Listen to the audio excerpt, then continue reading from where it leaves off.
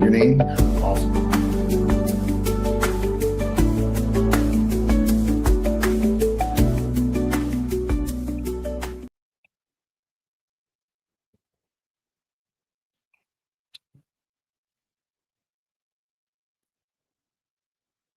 Sent that in. So I'll go ahead and grant the motion to set that default judgment aside to the charge. Judge, the attorneys are in a breakout room still. You want me to ask them to come out? Oh, no, if they want to talk, they can talk. I'm fine. Okay. Why don't you have a seat? The lawyers are in a breakout room, okay? And as soon as they come out, I'll be glad to recall the case.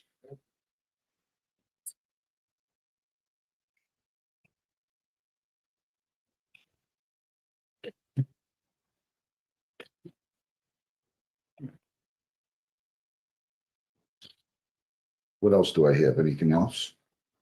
Okay. People against Horn, Nicholas J. Horn. 25T704225. I'm gonna need Emily in here, John.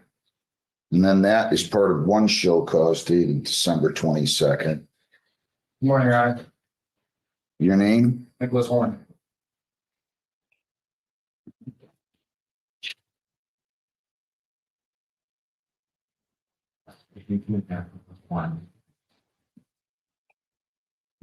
I need to wait until the probation officer comes in on this. You said it's gonna be a few months. Okay.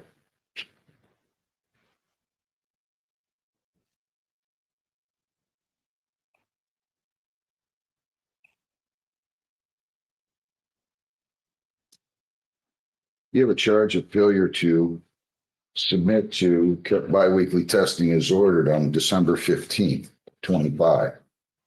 That is the charge. You plead guilty, or if you're found guilty, you have 7 prior technical violations. Your probation could be revoked. You could be incarcerated for up to 1 year. Do you understand that? You just sign the advice to rights and read and understand the rights. Yes, sir. If you plead guilty, you'll be giving up all those rights, and there will not be a hearing or a trial of any kind. Do you understand that? You have the right to an attorney. Be happy to provide you with one at public expense if you would like one. Would you like an attorney? No, thank you, Your Honor. To the charge, you failed to submit the biweekly testing as ordered on December 15th of 25. How do you plead? Guilty, Your Honor.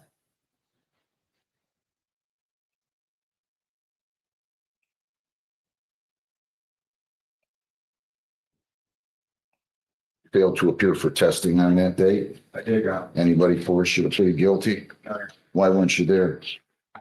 To be honest, I did not know that I had to drop that day. I wasn't calling regularly. With my new job, I've been working later hours. So I can work more. Slow down. I need a second page of the register there. What do you mean you didn't know you had the test? So I've been calling regularly, and with my new job, that was I work later hours. So I don't know what that means. So I don't know what that means. What do you mean work later hours? Yeah, later on. What time? Like 11, 12. Sorry to take your head off. 11 in the morning sometimes. Okay, I wake up at 5 a.m. to call. okay. And just didn't register in my head that that was my color. So now I've been calling twice a day. And, I've been changing my morning habits so I don't miss my colors up with me. Dealing with some prior technical. Yeah, I know. But if you look at those technicals, Your Honor, none of them are, and not inclusive testing, either weekly or bi-weekly.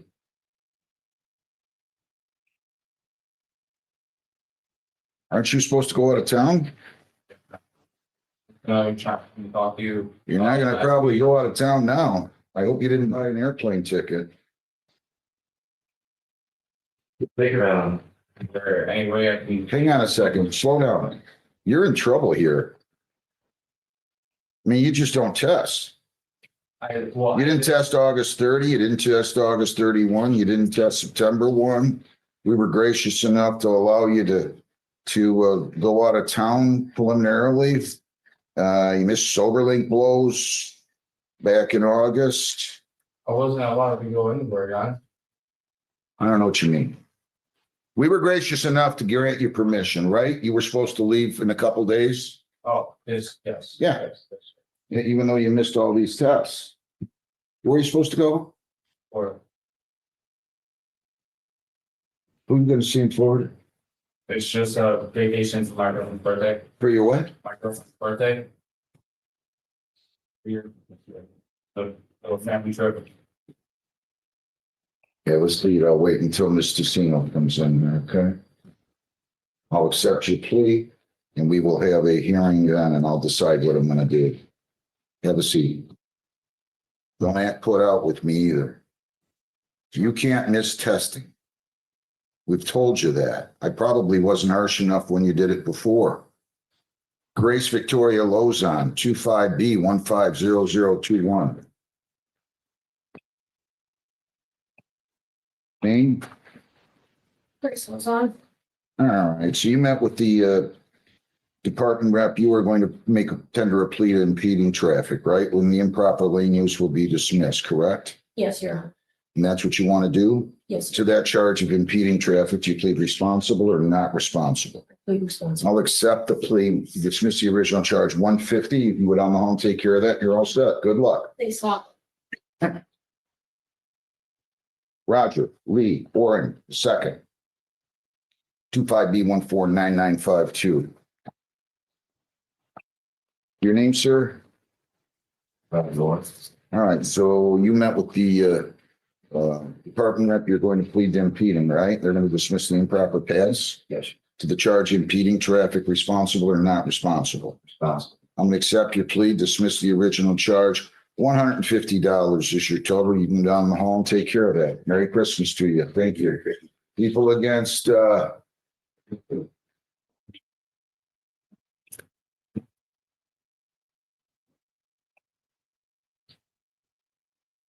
Marina Rabajievska.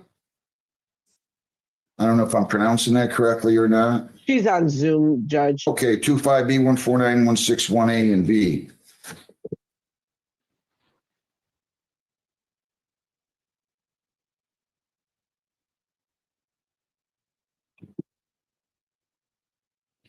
Name, ma'am?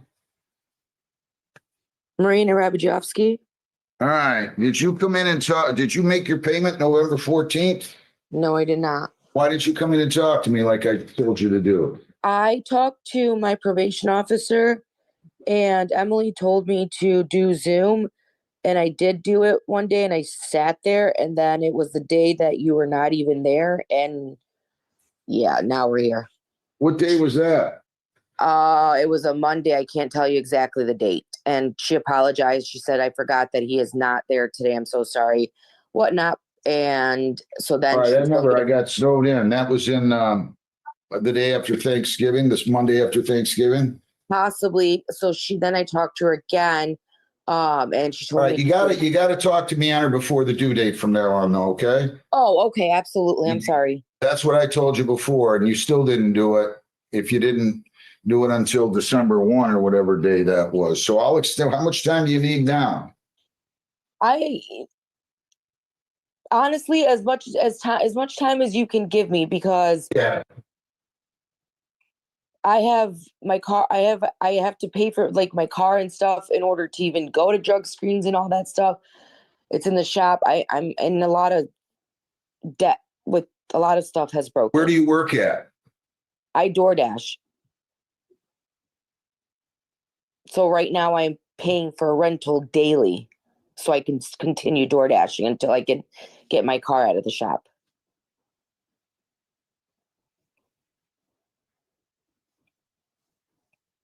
All right, I'll extend your time, but you gotta come and talk to me on it before the due date if you don't have the money. I Okay? If absolutely will. you show up a month late next time, I'm not gonna do that, all right?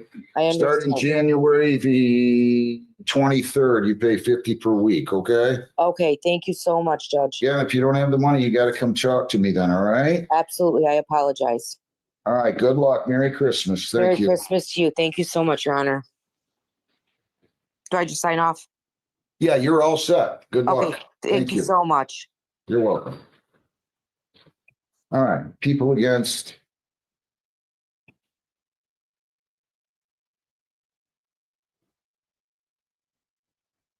Andrew James Neal, 25F245194.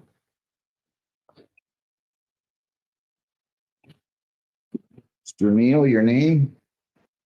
Andrew. All right, so you met with the department rep, right? And you are going to plead responsible to impeding, and they're going to dismiss the stop sign, right? Yes, sir.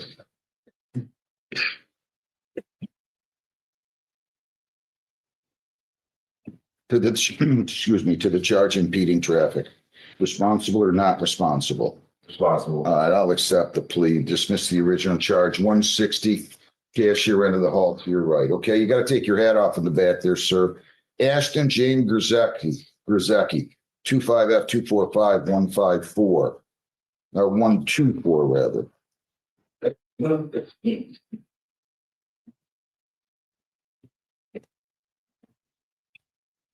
Me? Ashton, that's What do you think I'm thinking right now? Who's this with you? Mom, if he wants to be a NASCAR driver, have him go in the, I'm not kidding. I don't find this funny. 84 and a 35? I just was not paying attention. Well, that's how people die. That's how people get hurt. I was not paying attention whatsoever.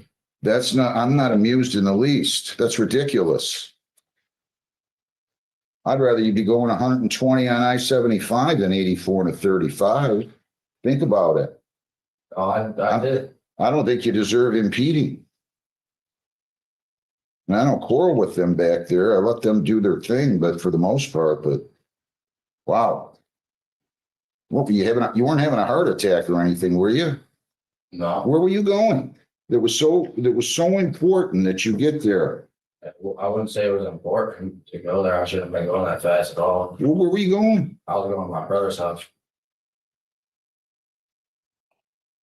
To the charge impeding traffic, responsible or not responsible? Responsible. Please accept it, 220. Go down the hall and pay them. Don't come back and ask me for another impeding if you're driving anywhere like that. Good luck. Nicholas J. Horn, 25T704225FY. Good morning, Sergeant. Give me the hands up. Your name, Mr. Horn? That's one. All right, Mr. Seaman. You So he pled guilty. He waived his right to a lawyer. Do you still wish to waive your right to a lawyer? What in the world is going on with him? He's telling me he was working later or something. I don't know what, and I had to act like a dentist to pry it from him. And he said he worked till 10 or 11 or 11 or 12 and had to get up at 5 to call, and he didn't pay attention. Is this right? Am I right or wrong? Did I?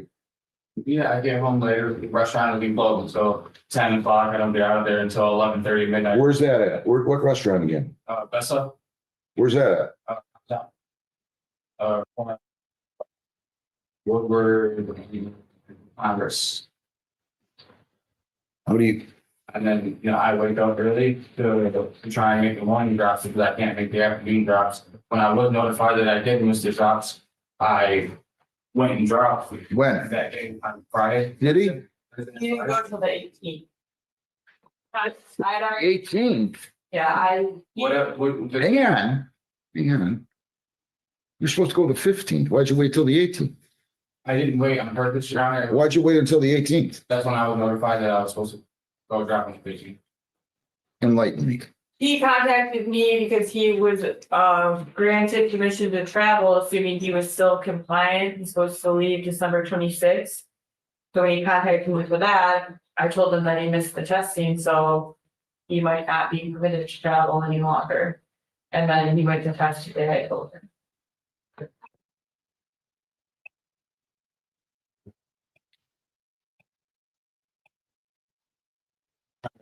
working hard and trying to get better and being compliant with everything. This really was a good accident. Having on twice a day, I use my mouth. And making sure that I'm more than awake when I call, so that way I don't misinterpret whatever the automated voice is saying on television. What do you think here? The travel is difficult because he wants to leave. It would be, was it January 26th to the 6th? So December 26th to January 6th? So I mean, I could have him text when he gets back, but it still doesn't cover the whole trip. So Was it drugs or alcohol is his substance of choice here? alcohol, Well, why not have him take a sober link? Okay.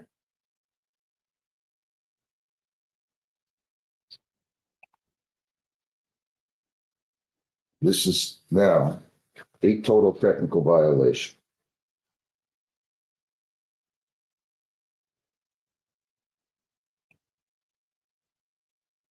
My patience is running thin with you.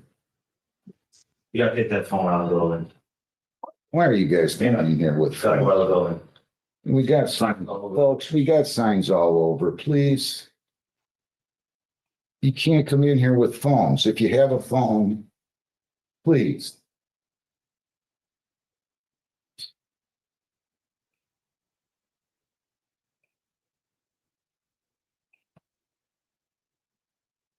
DNA is probably not open on Christmas, is it? I would have to look on DNA on site, it should be. But only in the morning, they're open every day.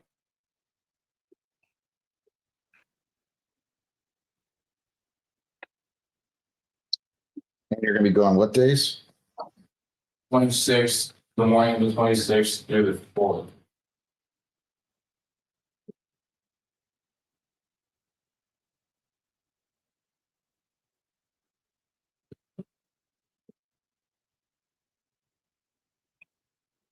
Anything else you want to say?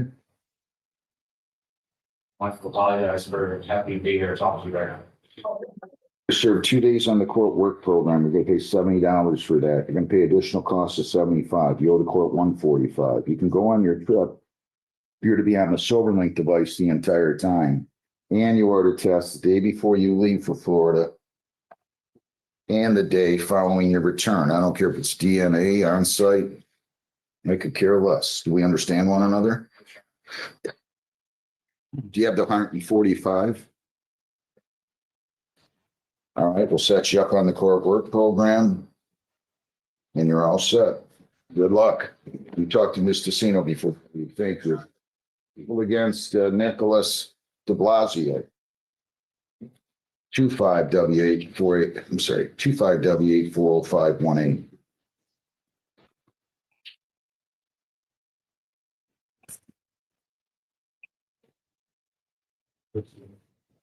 All right.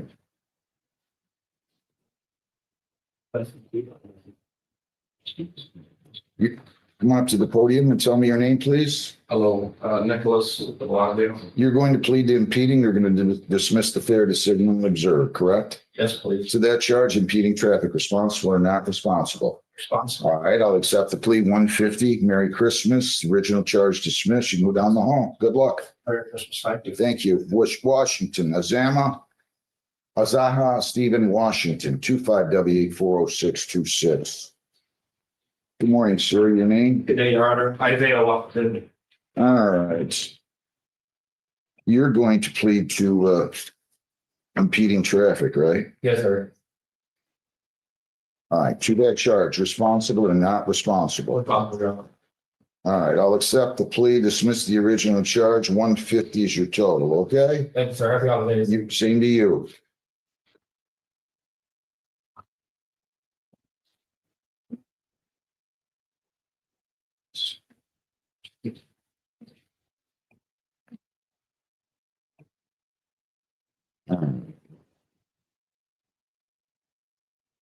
All right. Phillips. Barbara Gale Phillips, 25W84078. Good morning. Your name, ma'am? All right. You are going to plead to impeding, right? Responsible or not responsible? All right, I'll accept your plea, dismiss the improper lane use, 150, you're all set. Merry Christmas to you. All right. Lauren Louise Lizenus, 25T647191. Good morning. Your name? Warren Watson. All right, so you're going to plead to impeding, right? Responsible or not responsible to that charge? All right, I'm going to accept the plea, dismiss the speed, 150 is your total. Merry Christmas. You can go right down the hall and pay that. Good luck.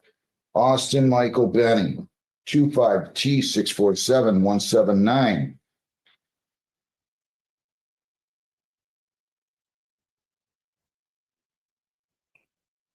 Morning, Earl. Good morning to you. Your name? Austin Bennett. All right, so you're going to plead to impeding, right? Yes. Excuse me. To that charge of impeding, responsible or not responsible? Responsible. Please accept it. 155, cash your end of the hall to your right. You're all set. Thanks, Good luck. Next, Merry Christmas to you. Which one does Dean, they want to hear that, the informals, right? Kaima C. Kaima Janae C. 25 W848-840892. Good morning. Your name? PC. All right. You got some priors. You got to be careful. You're going to plead to impeding, right? Yes. To that charge, responsible or not responsible? Responsible. All right. I'll accept your plea. 175, original charge dismissed. Be careful and slow down, please, okay? Thank you. Merry Christmas to you. Do you have Dan's? It's informal, the rep might have, I assume they're driving. Which one do you have? Mr. Marks, your honor, he's here. Is he in the courtroom? He also has one on Zoom for Joseph Payne. I don't have the informal, the rep's got it, so he's in there talking.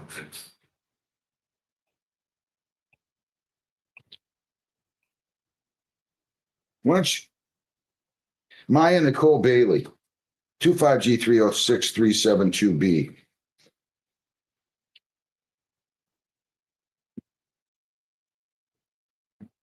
Your name?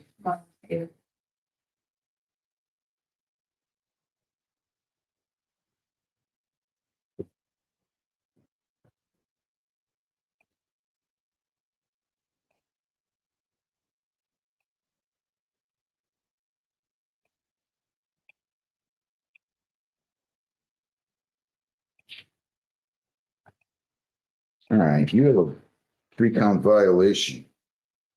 You're charged with failure to attend your scheduled probation visit on December 4. That's count 1. Count 2, you failed to attend the anger management program. Count 3, you failed to pay your fines and costs as ordered.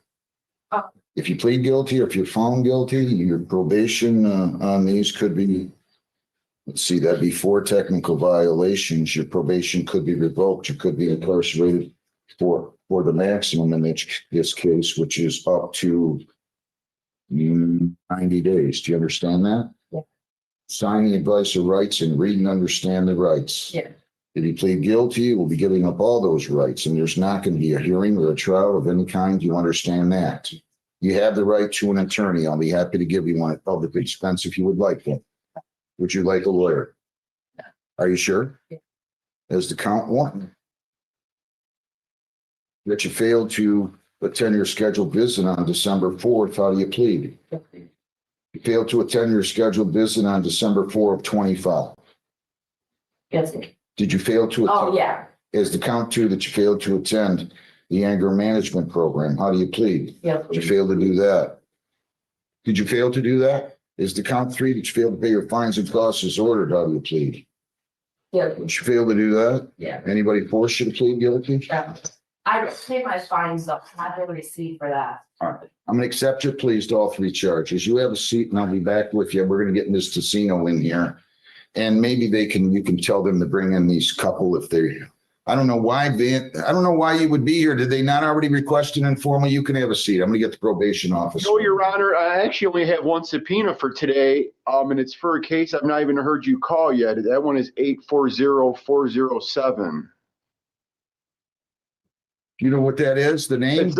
It is a Lamar Marks, and that's a commercial motor vehicle violation. Lamar Marks. And Judge, Alright. I'm showing the department reps for, they're probably taking care of that one. Okay, my apologies. No problem. Okay, let's bring in the lawyers on Judge, they are back. Tanvir Chowdhury versus Car City Complete LLC, 25-04462. All right, gentlemen, your names, please. Your Honor, I don't know if opposing counsel is back, is he? I guess he is. Yeah. Sorry, Yeah. John Vanchik on behalf of the plaintiff who is apparently there in person. Mr. Eunice, your appearance? Good morning, Your Honor. Bassam Eunice, PA 5962, appearing on behalf of the defendant, Car City Complete. Do I have an appearance from you? We do, Your Honor. It came in Friday, just didn't get reprinted on the register. That's fine. Your name, sir? Good morning, my name's Tanvir Chowdhury. Did you guys resolve this? No, Unfortunately not, Your Honor. Yeah, I was trying to get in touch with my client after myself and Mr. Eunice were talking, and apparently he's there in person and doesn't have his cell phone on him. So kind of hamstrung to try to resolve this if I can't talk to him. Is Mr. Chowdhury in here? Yeah, he's at the podium. You don't have a cell phone? It's in my truck. Do you want him to go out and get his cell phone and call you, or what do you want to do? Yeah, if we could, Your Honor, that I'd like to talk to him to see if we can try to get a resolution here after Mr. Eunice has spoken to his client. Why don't you do that, sir? Okay. Go out and call your lawyer, and then you come in here, okay? Okay. Thanks. Thank you. Thank you, Your Honor. Sorry about that. That's all right. All right, I need to refocus here. What is Lamar Chase here for, Sergeant? That was a commercial motor vehicle improper towing. Is that up today, Heather? I have a subpoena for that one for 12/22 at 9 a.m. But then I also was just in a breakout room with somebody that was another commercial motor vehicle ticket that I had written. And that one was for prohibited truck route, but I never got a subpoena for that one. So I don't know what happened to that guy, where he went. It's right here. Okay. The other one you said, Judge, was Lamar Chase. Is that correct, Officer Van? Lamar Marks, M as in Mary, ARKS. He's in the bathroom. He's coming in.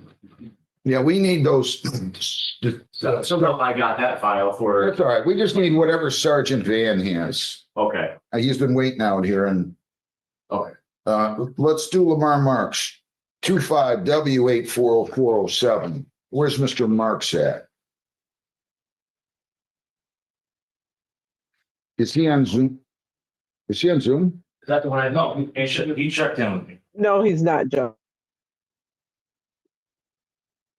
Marks? I think he said it was.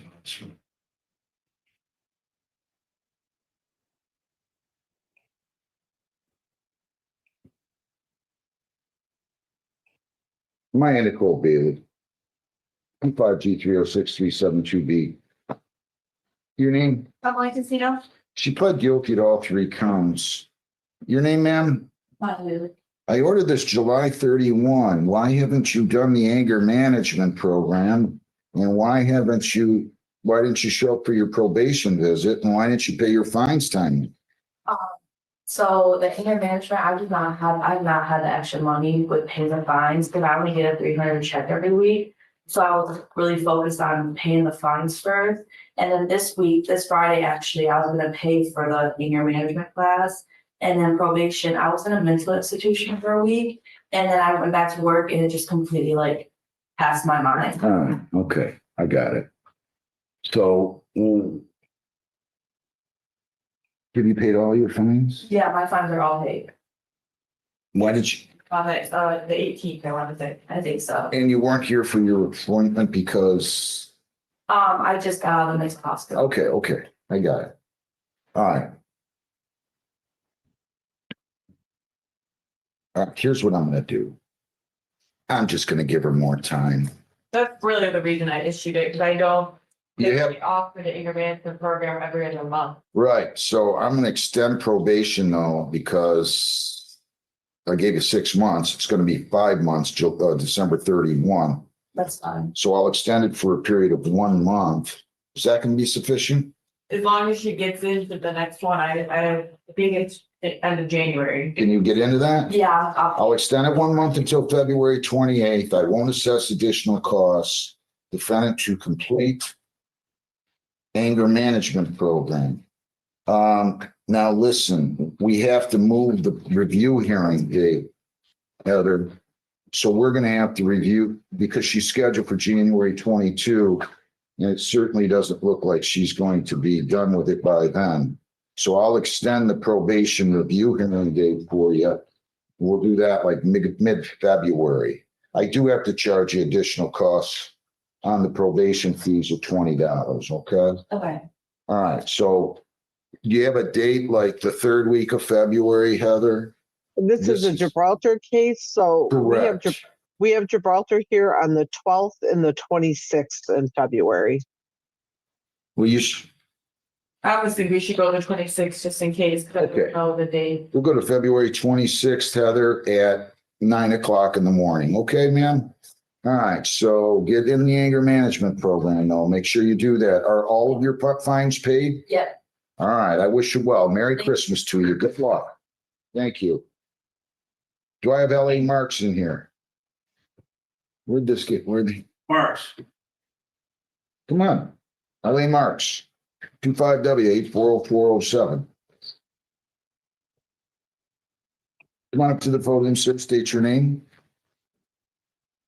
LA Marks. You now want to plead to impeding, is that right? Yes. To that charge, responsible or not responsible? Responsible. All right, this is a commercial vehicle, 220, please accept it. Merry Christmas. Original charge dismissed. Trustee Powell's rules on there. How much do you have today, sir? You have anything today? I'm good. I just went Christmas shop All right, good enough. When can you pay this? at the city calendar, like the 9th of next month. All of it? Yeah. I'll give you till the 16th. How's that? If you don't have the money, no problem. Just call the court. We'll go on Zoom. I'll be glad to give you an extension, but it's due on the 16th, all right? Okay, thank you. Merry Christmas to you. Thank you. All right, now what other one do I have to get you out of here on? What is? I the don't other remember one? his name because I never got a subpoena on it. It was a guy out of New York. And I Who's out talked of to New- him. He's on Zoom, I know. That's Okay. Joseph Payne. Did he meet with the?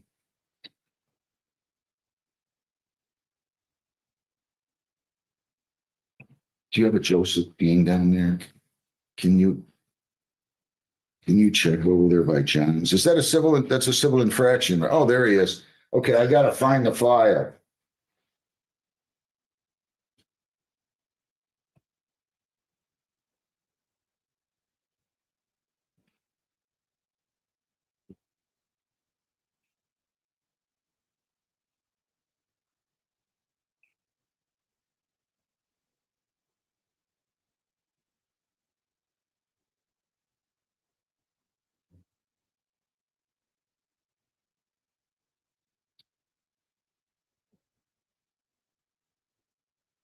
Let's see.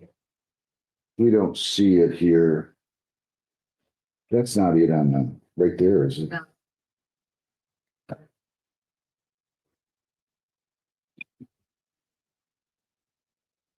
Are we sure that was brought down, Heather? Joseph Payne, you don't have that, do you? It may be with the department rep ones, Judge, because it was scheduled for a department rep meeting. Okay, and they're in 249. All right.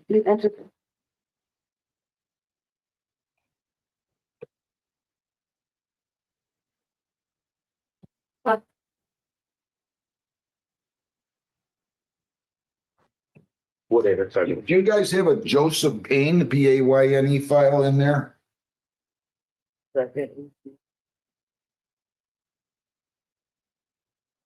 Yes, he hasn't showed up, but I do have it in here. He's on Zoom. Can you bring that in here? Yes, sir. Thank you. All right. He's bringing the file in. Be right with you guys. Kimberly Jean Kason. 25T 646. 663. Good morning. Your name? Kimberly. All right, so you're going to plead to impeding traffic, right? And they're going to dismiss the speed. That's what you want to do? Yes. To the charge of impeding responsible or not responsible. Please accepted 150. Original charge dismissed. You're all set. Merry Christmas. Go down the hall and pay that and you're all set. Thank you. Sandra K. Aldridge, 25T 647-069. Good morning, ma'am. Your name? Sandra Kayla. All right, you're going to plead to impeding, right? Yeah. All right, to that charge of impeding traffic, responsible or not responsible? I'll accept the plea, dismiss the original charge, 150. Merry Christmas. Right down the end of the hall. Thank you. Joseph Payne. Joseph Daniel Payne, 25W840-968. Your name, Mr. Payne? Joseph Payne. Sergeant, your name? Dean Van Woodhaven Police. All right, this is a prohibited truck route. Did you two talk or do you want to offer him something now? Yes, Your Honor, we did speak and I would like to amend the violation to a CMV impeding traffic. Okay, is that what you want to do, sir? Yeah, no points, no. To So the yes, sir. charge impeding traffic, commercial vehicle, responsible or not responsible? Responsible. Please accepted, 215, original charge dismissed. You can go on 33court.com and make your payment. Merry Christmas to you. Thank you. You as well. People against Ali Baydoun. Ali Mohammed Baydoun, 25F245196. Merry Christmas, Sergeant. Hey, thank you, Your Honor. Merry Christmas to you as well. Thank you. Your name? Middleton. You're going to plead to impeding, right? Yep. All right, responsible or not responsible to that? Let me just check something. Yeah, so his conviction has to come off. He tendered a plea, he filed a request to withdraw admission. I set it for hearing. So admission withdrawn. And now you're going to plead to impeding, true? Right? To that, is that right? Yep. To that charge, responsible or not responsible? Responsible. You got to slow down too. How much did he pay on this, Heather? 190, Judge. Sir. I'll make it 170. We're gonna go ahead and refund the balance, okay? Okay. So you go down the hall and make arrangements with them to do that, okay? Best of luck. Merry Christmas, happy holidays. Thank you. All right, let's do Prince. Kevin Giron Daryl Prince. Kevin Giron Daryl Prince. 25B726159.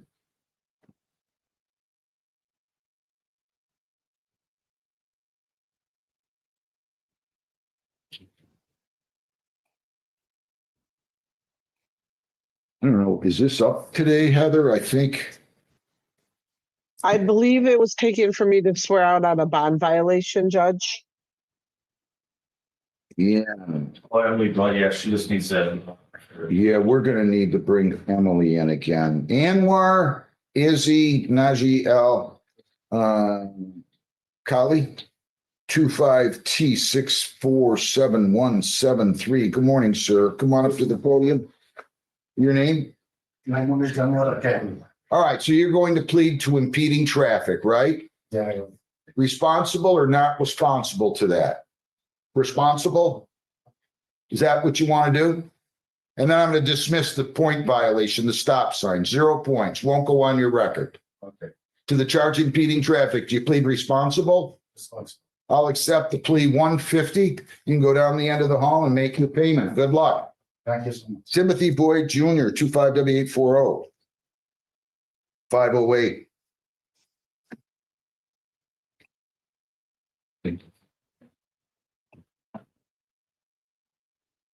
Good morning.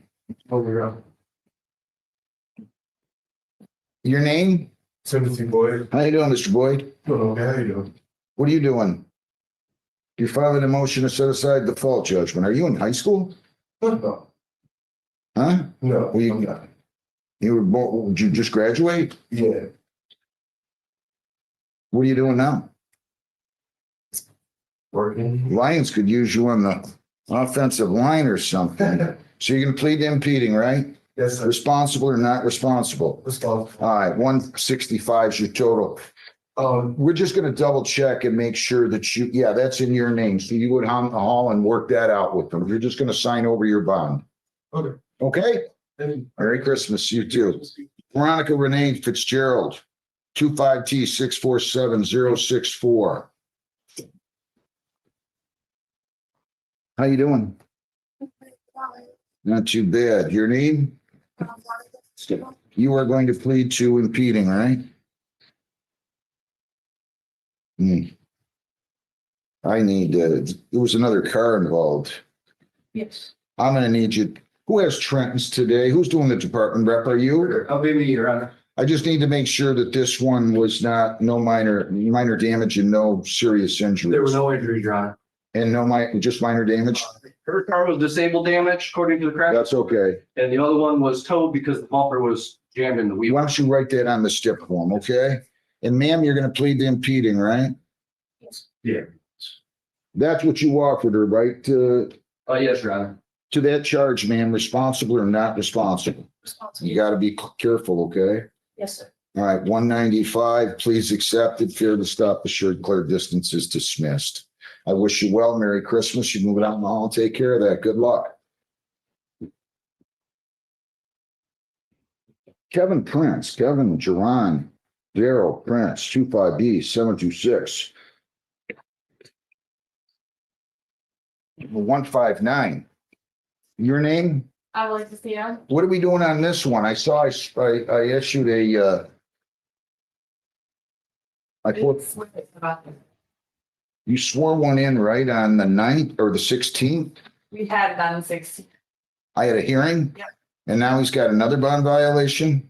I need a first or another page. No, I can do it here. Raise your right hand. You solemnly swear affirm the penalties incurred with testimony given these proceedings to be the whole true self you got. Yes, sir. All right, go ahead. So you saw him on December 16th of 25 for the bond violation. You ordered that he go and test that DNA that day. It was not a day his color was called, but he didn't go. He did not appear for testing as ordered on the 7th on the, 6th. He contacted me, he got stuck by a train, and then DNA was closed on the 17th. So, when's he coming in to see me? he, with the holidays, he's scheduled for sentencing on January 7th. What's he doing? Why didn't he show up? Do you have any valid explanation besides stuck by a train? He did email me, he said he got stuck by the train, then he missed the hours, he thought they went to 9. Sir? That he thought they went to 9, and then again, he tried to go the 17th, DNA was closed, so he tested the first day they were open, the 18th. He is on a sober link, his sober link has been highlighted indicatives. Who's his lawyer? House counsel? What are we gonna do now? I don't know if you wanna just set it with the sentencing and we can see how he does the next couple of weeks. He is in treatment. He's doing everything else. All right. He did pick up a second job. I don't know if that's in his. I'm not gonna issue a warrant. Don't issue a warrant on this, but I find by a preponderance of the evidence that he did not appear for testing as ordered on December 16th. Hearing to be held, you said January 6th, right? 7th. Same date as his sentencing.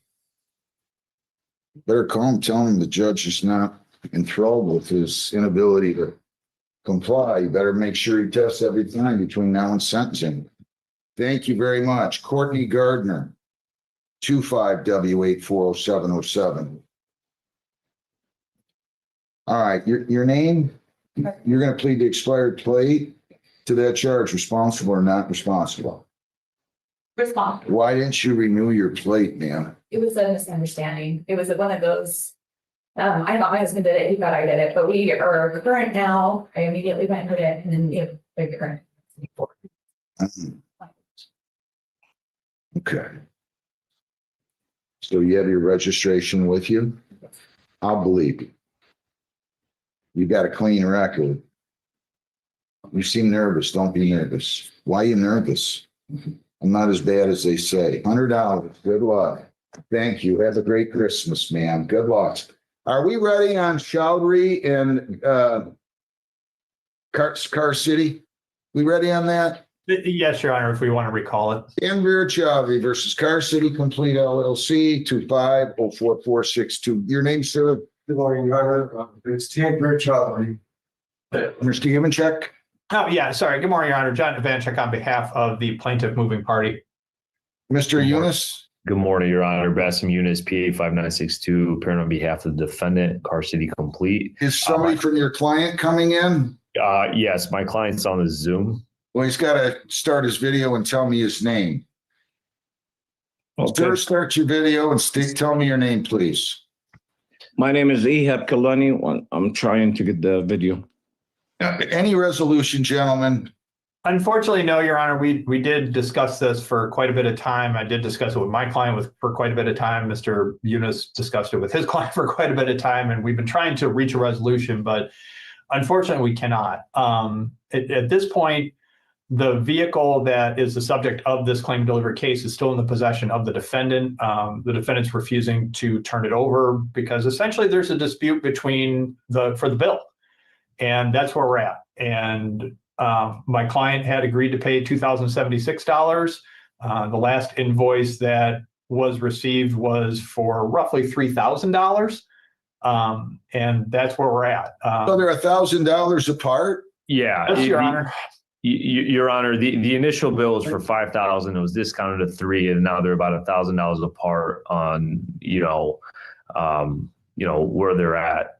As Mr. Ivanchek had indicated, so they had just filed this motion for possession pending judgment, which to me is really a summary judgment motion disguised as a motion for possession, because their entire basis for their complaint is a claim and delivery complaint. My understanding is that there was initial quote provided for about $1,500 to $1,000 or to $2,000. Since then, there were change order work modifications that were requested by the plaintiff.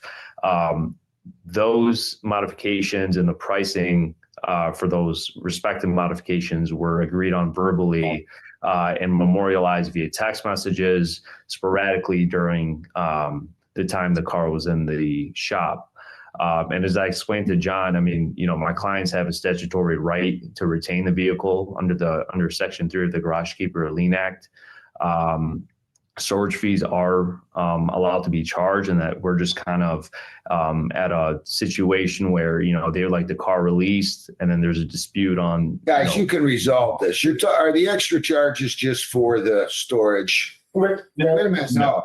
Unfortunately. Wait, no. You got a good lawyer here. Are the extra charges just for storage? No, Your Honor, they're not.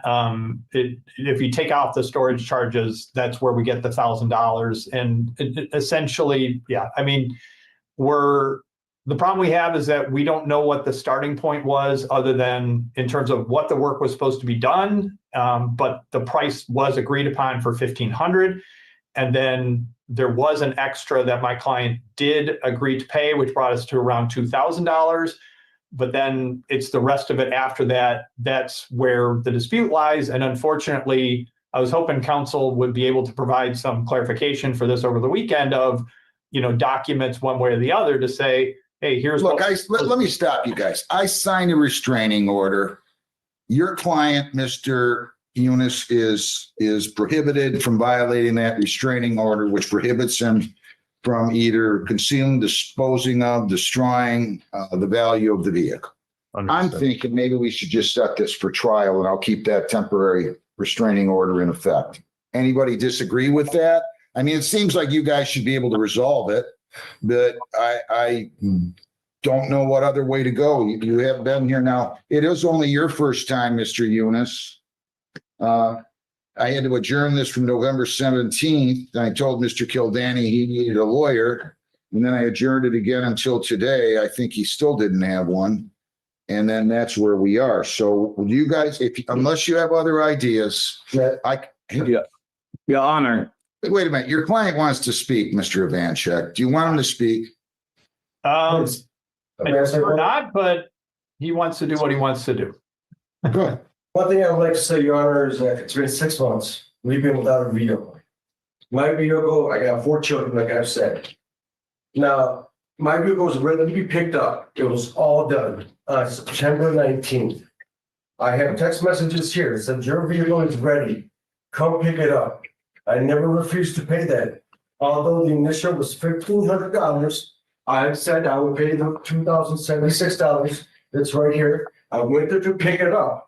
I could have paid it that day, drove my vehicle home, but it looked like some kid just took it in a stroller in the garage and they messed my vehicle up. They didn't put the striping back on. There was defects. That was the reason why it stayed there 1 week extra for them to fix it. But then when I come back to get it, after they fixed whatever issues there was, it jumped to $3,000. Otherwise, on the 19th of September, I would have paid $2,076 and walked out of there. Yes. Well, did they screw something up here, Mr. Eunice? That's not true, sir. Frank, I got it.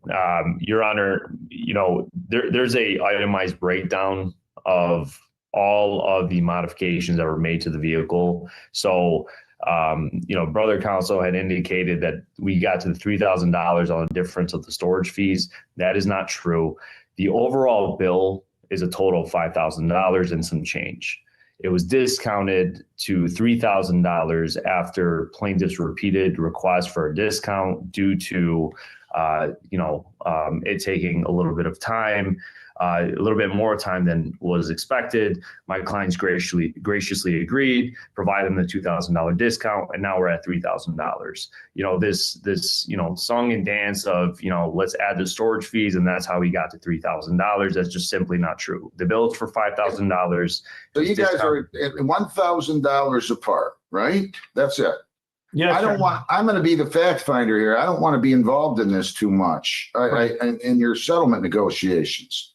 Yeah. I can't do that. I'm not supposed to do that. I'm not going to start today. So I will do whatever you guys want. I'll give you another pretrial, or I can understand this gentleman's position. He's been without a car since at least September 15th. July. Well, Your Honor, to that end, just as a suggestion of maybe what we could do here, my client has agreed to pay $2,076. Opposing counsel, or Mr. Eunice's opposing position on that is that, he doesn't want his client to lose his lien. However, as the court's aware, we're all under the jurisdiction of this court. So if my client were to go pay $2,076 today, the defendant can release the car. We can set it for trial for the remaining amount under penalty of show cause if my client does not pay what the court ultimately decides. I got a better idea then. Why doesn't your client pay the remaining balance into escrow into the court? They think it's $3,000, so he could go get the car for $2,076. Okay. If it's $3,000 equal, the order can reflect, and this is just a thought, that he paid $924 into escrow, and that is to be turned over following a determination by the court whether or not the defendant's entitled to that, the plaintiff's entitled to that, and we'll have a hearing and a trial, and then I can just decide it. Is that fair with you, Mr. Eunice? Yes, Your Honor, with the only request being that the escrowed amount total the full $5,000, because the discounted amount was made only as a courtesy to the client for the time. If he's disagreeable to the $3,000 amount, and we're working within the plaintiff's framework of what he believes is owed, I prefer that escrowed amount be the full $5,000 for what work my clients actually put in. I mean, this isn't a $3,000 bill. It's a $5,000 bill that was discounted as a courtesy to the plaintiff. Now, unless they're relatives, most people don't just discount from 5 to 3 as a courtesy. Got to be other reasons. Okay. So maybe that's entirely accurate. Maybe he's just a very generous man. That is your client, Car City Complete. Maybe they're over the top generous, but Okay. I highly doubt that he just did it as a courtesy, discounted it by 40%. I mean, come on. Look, Well, I'm my going to do what client's you here. guys want, but I'm not going to get involved in your settlement negotiations any more than I already have. So Understood. I will do whatever you want. You want me to set it for trial? I'll set it for trial. I can do it early January, probably the second, third week. I can set it for trial. You guys can all come in and you can pay your lawyers a ton of money to come in here at whatever they're making, and nobody's going to be a winner. I could care less. I'm here. I'll to hear your case, but you can't. I mean, sometimes we win the battle and lose the war. I mean, so to speak. I'm just telling you, these guys went to school. They're entitled to the money they make, and they are And I tried, not cheap. Hang on. I just want to say, so what I want me to do, you want me to set it for trial, or you guys want to try to resolve it? I can put you back in a breakout room. I can set it for trial the second or third week of January and a final pretrial where you two can talk. All 4 of you on Zoom, or the 2 of you lawyers, and I'll set that for the first or second week of December, and then the trial the week after. I think Mr. Eunice's client wanted to say something, maybe to his attorney. I'm not sure. You want to talk to your lawyer, and I don't want you to talk to your lawyer in front of me, Mr. Kildani. I don't want you to talk to your lawyer in front of me. If you I want, understand, sir. No, I can put you in a breakout room and you guys can talk, and I'll go on to these other cases. I'll be here all day. Okay? all right. Thank you, Your Honor. Thank you, Your Why don't Honor. Thank you. Thank Why you. don't you put them back in a breakout room, Heather? Thank you. Or I will, Jennifer, Judge. whoever. Thank you. All right. You can go talk to your lawyer further. I wish you guys well. thank you. Nathan Arley Williams, 25T647201. Could I have Michael Mayali and John Wolf both seated at the table here?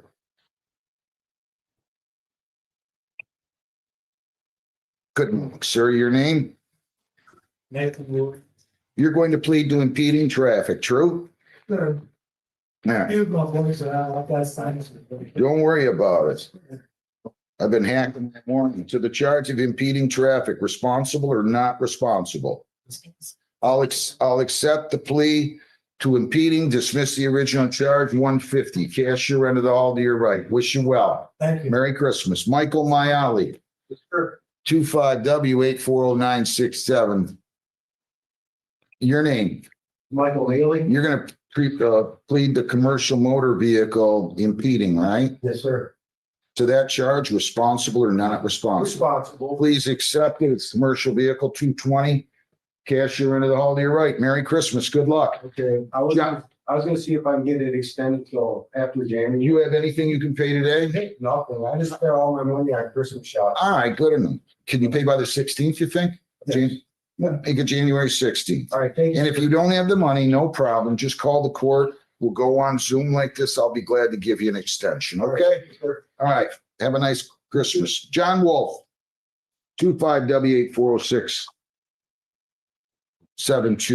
Defendant failed to appear. He's responsible as charged by default. Mohammed Asghar, 25W8406764.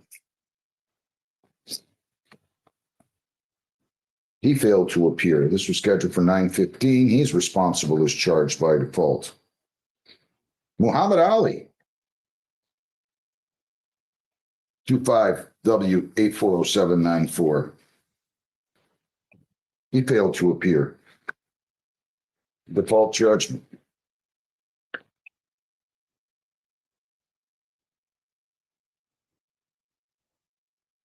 I think we're going to take a 5-minute recess, everybody, okay?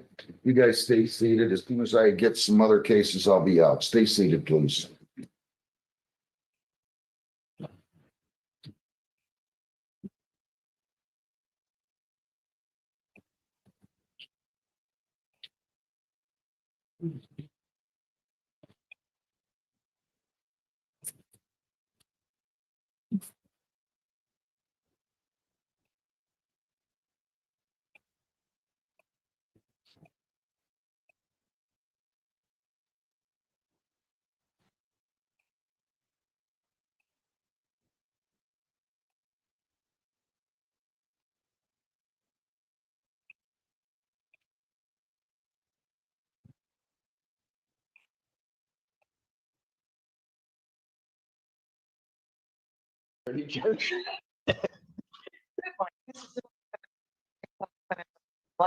Likewise, does not believe the conflict of interest, but if one does, we also wait. Court for its part also does not believe it's conflict. Okay. Court does call the case of People versus Reginald Sims.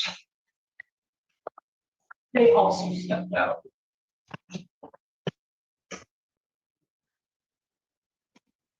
Good morning. Okay, I'll pass that one too. Third time's a charm. Court calls the case People versus Chanel Griffin.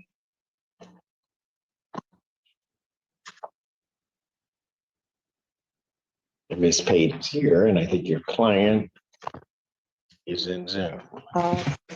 Assistant Public Defender, I believe, on behalf of Ms. Griffin. Oh, can you please state your name for the record, ma'am? I'm here. State your name. Chanel Griffin. Thank you, Your Honor. Me and Ms. Griffin had the opportunity to review the PSI. We only have one update. I believe since the report has been written, Ms. Griffin states to me she has taken care of her outstanding warrants.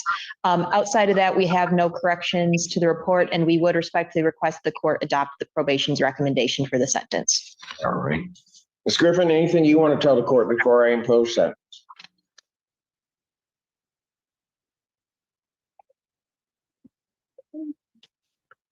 Question mark. Ms. Griffin, was there anything you wanted to say before the judge imposed sentence? Oh, I'm sorry. No, sir. I didn't. Oh, maybe you guys hear me. I'm sorry. Sentence of the court, $480 fines and costs, 93 days in jail, suspended. When can you pay the fines and costs, ma'am? I can have it paid off in, I say, like 90 days. She said 90? I believe so, 90. Your Honor. 90? Yeah. Like 90 90? 90, yeah. Well, you're gonna have to do it a little bit sooner than that. I'll give you to February 28, 2026. All right, thank you. Thank you so much. Thank you, Your Honor. Thank you, Ms. Griffin. Thank you. Court calls the case People versus Ethan Ryans.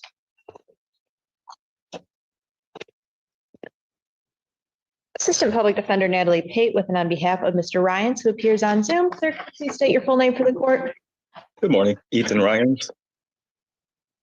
Go ahead. Thank you, Your Honor. Today's the date and time set for sentencing. We have had the opportunity to review both the assessment as well as the recommendation from probation, which I have had the opportunity to review with Mr. Ryans. He does just have one request as to the sentencing recommendation. We're asking if the court would consider not imposing the twice weekly, or in the alternate, consider possibly only once weekly of the AA classes. Mr. Ryans does state to me that he continues his enrollment in school. It's my understanding that he's taking 16 credit hours as well as working during this time to earn money. He does have some concerns about both keeping up his schooling with his job if he is attending 2 of those per week. To my understanding, he has been completely compliant on his bond, and this is his first offense of something of this nature. Outside of that request, Your Honor, we would ask the court to adopt probation's recommendation. Sir, is there anything you want to tell me before I impose sentence? No, sir. Pretty much as my attorney has stated, I've tried my best to stay compliant with my tether. I have quit alcohol earlier this year in April, and I plan on keeping that track. So, where are you in school? It's Washtenaw Community. What are you going to be when you grow up? Currently, I'm studying business administration and looking to transfer over to Michigan State with fall 2027 enrollment. To where? Michigan State. That's where I'm looking to transfer to for management. Why? For God's sakes, why? A lot of people feel like I'm betraying you, Mish, but honestly, I feel like the competitiveness. That might get worse. Why are you going to transfer in the state? I feel like the environment is just a little bit better for me. The competitiveness with Have U of you M. ever been there? No, I took a tour there back when I was 17. You took a tour at 17, and Yes, it took sir. forever, didn't it? None of the buildings are together. The whole place is like spread out. Yeah, the entire city is the campus. Yeah. So you really want to be a Spartan? Yes, sir. Well, we might have to change this sentence. All right, young man. Well, I wish you all of the best, and I'm just teasing with you. The court does acknowledge this is not a serious misdemeanor as defined by statute. However, believes there are reasonable grounds to depart from the presumption of a non-probationary sentence. The alcohol screening and assessment identifies the benefit of intensive outpatient treatment, attendance at AA meetings, and abstinence from all intoxicants. The court will follow the recommendation of probation for a probationary sentence with the stated rehabilitative goals to promote change, prevent recidivism, and to monitor compliance of recommended treatment. It is therefore the sentence of the court that you are placed on 18 months probation. You are to pay $855 fines and costs, $100 prosecution recovery costs, $100 police agency recovery costs, and $540 probation oversight fees. When can you pay that? Give me about 48 hours, please. 48 hours? Yes, sir. Oh, I like you. All right. I'll tell you what, pay it by the 26th, okay? Yes, sir. Has the Spartan ever told me yes, sir? No, he's going to be the first. I have. There should be no use of alcohol, recreational marijuana, or any illegal substance. You'll be subject to random testing as requested by probation. You're to complete an intensive outpatient substance abuse program, including all recommended aftercare with status reports to probation. You're to attend one AA meeting per week with monthly verification to probation. You're to provide proof of victims' impact panel attendance to probation. You continue the scram tether an additional 30 days in lieu of 5 days in jail. All order 93 days in jail that is suspended. Thank you. Thank you. Thank you, Your Honor. And sincerely, young man, good luck to you. I appreciate you. Thank you. Thank you, Mr. Ryans. Thank you. Court does call the case. People versus Brendan Williams. Hello. There he is. Assistant Public Defender Natalie Pate with on behalf of Mr. Brendan Williams. Sir, can you please state your full name for the court? Brendan John Williams. Thank you. Your Honor, today's the day and time set for sentencing. Likewise, I had the opportunity to review both the assessment as well as the recommendation from probation. As to the recommendation, we are respectfully requesting that the court adopt it. Sir, is there anything Ms. Blair? Your Honor, Teresa Blair on behalf of probation. I would just like to make the court aware, I did receive Mr. Williams's victims impact panel attendance. Also, so the court is aware, Mr. Williams is starting out probation with me on another matter. This case is not a violation of that case. It happens prior to the treatment. Got it. All right, Mr. Williams, anything you want to tell me before I impose sentence? No, thanks. Okay. Court does acknowledge this is not a serious misdemeanor as defined by statute. However, it does believe there are reasonable grounds to depart from the presumption of a non-probationary sentence. The alcohol screening and assessment identifies the benefit of substance abuse and mental health treatment. Therefore, the court will follow the recommendation of probation for a probationary sentence with the stated rehabilitative goals to promote change, prevent recidivism, and to monitor compliance of recommended treatment. So for the sentence of the court, I'm going to place you on 24 months probation. You're to pay $1,055 fines and court costs, $100 prosecution recovery costs, $100 police agency recovery costs. I will waive the probation oversight fees. When can you get that paid, young man? I was wondering if I can work out a payment plan with my probation officer. Is he already on a payment plan? Yes, Your Honor. All right. There'll be a payment plan as directed by probation. Understand that? Yep. There's to be no use of alcohol, recreational marijuana, or any illegal substance. You'll be subject to random testing as requested by probation. You're to complete a dual diagnosis programming, including all recommended aftercare with status reports to probation. You're to provide proof of the victim's impact panel attendance to probation, which is completed. I'll order 365 days in jail, credit 42. The balance is suspended. All right. Thank you, sir. Thank you. Thanks, Mr. Williams. What? can do your recall. You're messing up my holiday. I know, I apologize. What? No, you stay here. I'm gonna go home. You want me to recall both? Is everybody here now? Because everybody like bolted before I came in. We're ready on that. I know. I see you. You see that? I was asking you and he just decided to talk.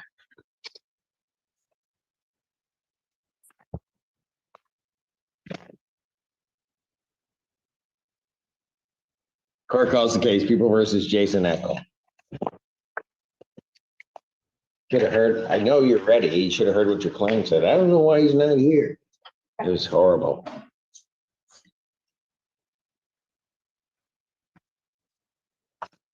Good morning, Your Honor. Robert Goldman, P81222, here on behalf and alongside Jason Eckel, President of the courtroom this morning. Mr. Eckel, would you please say your full name for the record? Jason Michael Eckel. All right, thank you. All right, what are we doing today? Your Honor, this is a date and time set for a sentencing hearing in this matter. I've had an opportunity to speak with the probation department in this case. Your Honor, a plea was conditioned on Mr. Eckel being admitted into the sobriety court. Mr. Eckel did screen with this court's probation department. Ultimately, on Friday, we were advised that he was not accepted into this court's probation sobriety court program. However, having spoken with Ms. Pilara, it is the understanding of the parties that we would be asking for an adjournment today for purposes of screening with the either 15th District Court or another Washtenaw County District Court for purposes of admission. We do think that Mr. Eckel is a good candidate and can be admitted. So for that reason, we are still seeking admission as we believe that the ultimate benefit of the program warrants seeking an adjournment at this time. Check, right, Ms. Pilara? Yes, Your Honor. I did learn on Friday from the 14A sobriety court that he was not accepted. I did speak with counsel and indicated to him that there is 2 other options in the county that he could try to get into their program. I know that Mr. Eckel did have a couple of appointments in those with ours, and they kind of got bumped down the line. This is why it had to be adjourned. My concern is, and speaking with counsel, this plea was taken with the agreement, is how I read it, that it's kind of contingent upon him participating in the sobriety court. So I would like the court to give this defendant the ability to try to get into one. He did follow through with the screening process. Any delay in that fashion was not on the defendant. Okay, and I would just indicate, because people have said it different ways, I don't read the plea form that his plea was contingent upon that. What it was is the defendant pled and agreed to enter into the participate in sobriety court. So I don't think it would be a failure of the plea if he does not accept it. Okay, because I think if it were conditioned on that, that would be something different. But I don't read this as saying that he's just agreeing to go in. If they say no, then we've got to figure out something else to do. But all right. November 16th, December 6th, December 7th. What happened with your testing? Your Honor, having spoken at length with Mr. Eckel regarding it, those 3 dates, if you notice the times specifically for those 3 out of his windows of the day total, they all occurred when Mr. Eckel was at work. Mr. Eckel does work within the engineering maintenance department of a hotel. The windows that he was just slightly delayed from submitting his test within occurred during times where he was engaged physically in his work. He did then go get his device immediately as soon as he was available. I think his tests are all within 10 to 15 or so minutes of that. We have spoken regarding the need to ensure that it is timely, not just submitted at the about the window. Fortunately, the tests all do come back as negative to verify that he was not consuming. We have spoken. He is going to make additional efforts. For the court's understanding too, I think it's important, as Mr. Eckel advised me, within where he works, there's not a locker or a safe storage area where he can keep his device free from access to others or tampering. So he does have to keep his device in his vehicle. So as soon as he completed an assignment he was working on, he'd go get it, albeit as the court can see, about 10 or 15 minutes after the window closed. Well, no, it's not 10 or 15 minutes. He was half an hour late. Oh, I'm sorry. Yeah, it's okay. Same point. I get it. All right. All right. Just try to make sure you do it within those windows. Okay. The defendant is to seek an alternative sobriety court, either 14B or 15th, which may be available. You live in Ipsy though, right? So maybe 14B might be a shot he could take. Yeah, we were going to kind of explore both simultaneously. He does work in Ann Arbor, very close to the 15th District Court. So we were thinking that for review hearings, that might be even more accommodating with his schedule to ensure he can maintain employment and his obligations under the program. We were going to be speaking with both of the courts to help determine which is the most appropriate. Okay. I'm just thinking as the new sobriety court came in that, well, anyway, I'm going to adjourn the defendant sentencing to January 28, 2026 at 12 p.m. Thank you, Your Honor. Okay. All right. Thank you.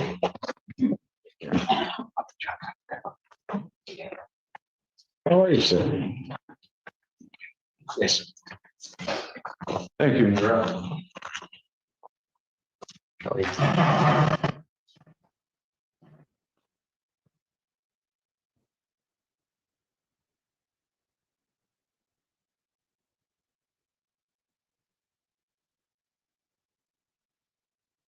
Court recalls the case People versus Reginald Sims.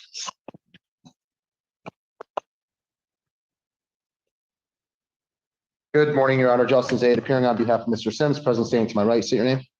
Reginald Sims. Your Honor, date and time set for sentencing. We did have an opportunity to review the report. We believe it to be factually accurate. No additions, corrections, deletions. If I just may allocate on my client's behalf. Yeah, you may. I know that based on your tone, I think you know what we need, what else we need to address. Yeah. If you would prefer that we address the bond violations first. Might need to. Okay. That, but certainly. either way, whatever. Well, we could start with that. That's fine. We were given the bond violation report. I did have an opportunity to review with Mr. Sims. We went one by one, Your Honor. I understand that the court might have concerns. That looks as though there's some type of pattern of disregard for this timing. And what we would submit to the court is that Mr. Sims has been on this device for about 4 months now, about 120 days, testing 3 times a day. I'm no mathematician, but over 360 tests, I believe. What you see in front of you, I believe, is the extent of the late tests. I believe that there are several late tests, some of which are right outside the window, some a little bit delayed. Of course, there's no excuse, no justification for it, but to provide a little bit of context, Mr. Sims works overnights. He works at Ford. And so those tests primarily in the middle of the day would be when he's sleeping. He usually wakes up about 30 minutes before his 6 p.m. shift. And so he found himself having issues. We discussed how of course, we would have been more proactive, brought this issue up prior to getting this bond violation report so that we could find a schedule that would be more conducive with his work schedule, testing schedule, I meant. That being said, I don't think he's had a single positive test since he's been testing. Whether before this, after this, at any point in time, I think he's demonstrated that he takes the court's orders extremely serious, albeit with some hiccups here, but nevertheless stands before you taking accountability for those and is intent on demonstrating to the court, as he's already done for himself and his family, that he's going to abstain from alcohol.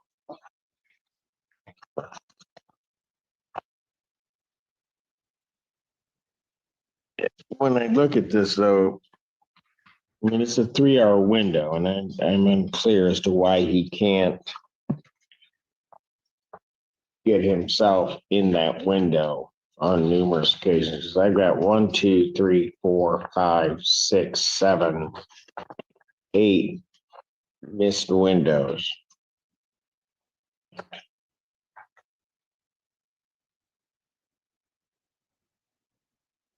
I mean, in some, he's up to an hour late in terms of testing.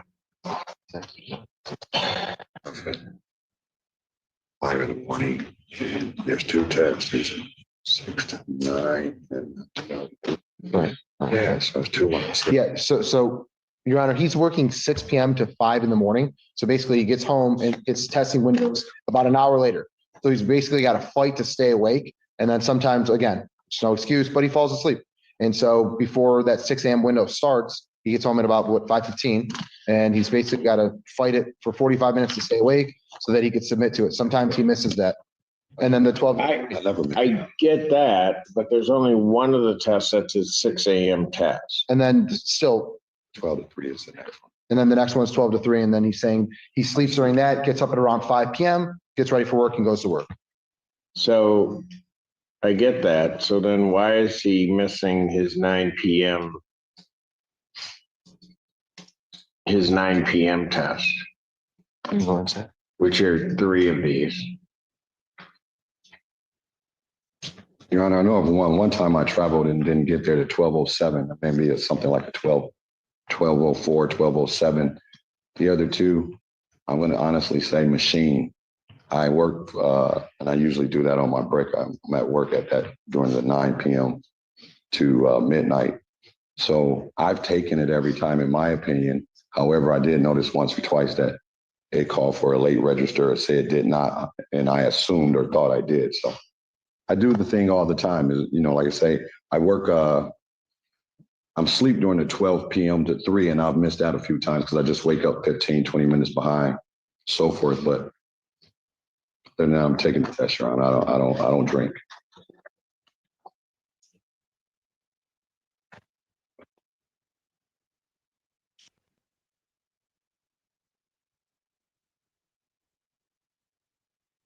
I mean, I hate to do this, but because if I get, I mean, the cold-hearted reality is that these are really violations of tether. It may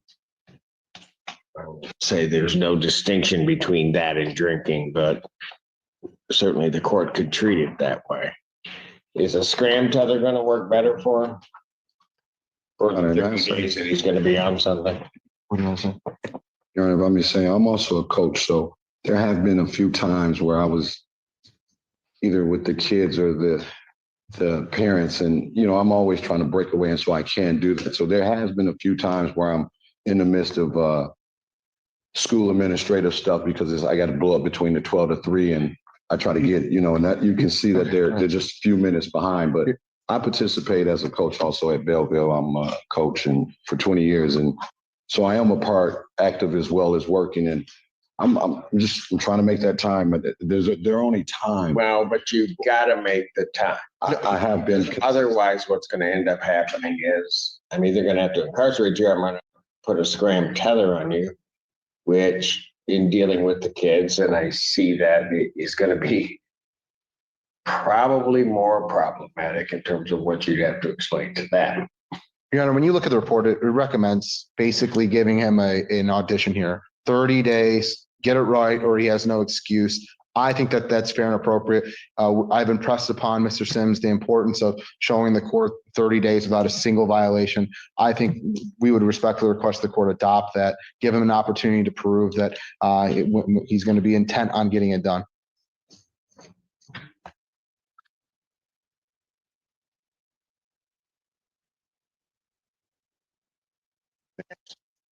No, yeah. Let me just say, there's a 3-hour window. And you just don't have to wait to the end of that 3 hours. You just have to do it within that 3-hour window. So in that respect, you really shouldn't be missing it. Okay, you just have to find time within that 3 hours to do that. All right, am I understood? Understand. Go ahead, Council West, just sentencing. Well, I just briefly alluded to one of the points was that 30 days on the sober link. I think, again, based on everything we just discussed, I think that's fair and appropriate. We'd ask the court to adopt that. As it relates to the impact panel, we did tender proof of completion to probation, that has been completed as well. I understand that they are recommending in the alcohol education program. I think that given what I know about Mr. Sims, that would indicate that he can complete that program and move forward with this. Otherwise, we think that the report and recommendation is fair and appropriate. Ask the court to adopt it. All right, sir, is there anything you want to say before I impose sentence? Yes, Your Honor. Once again, I've been a standing citizen. Not only did the court have to give me a penalty or to say I had to do the breathalyzer, I did not drink. I have not drunk since the day of my accident. I want to take responsibility of that. Due to leadership, I'm part of the, I lead kids around and coach and things like that. So I have to make an example for myself as well as others. So yeah, to tether things like that, yeah, I'm a good citizen. So I don't want to be explaining to these kids like, to breathe. Like I said, I had to run out and do those things. I couldn't do that openly, but, doing positive things, staying active. And, I just work to stay active with the children and spend time with my grandkids. So I follow your system. I believe I apologize for the times that I was late. However, I was just late, based on activity and or sleep. But I respect the system. I apologize for being here, wasting everyone's time. And I'd like to move forward with you on good behalf. Who's here with you? Who? My missus.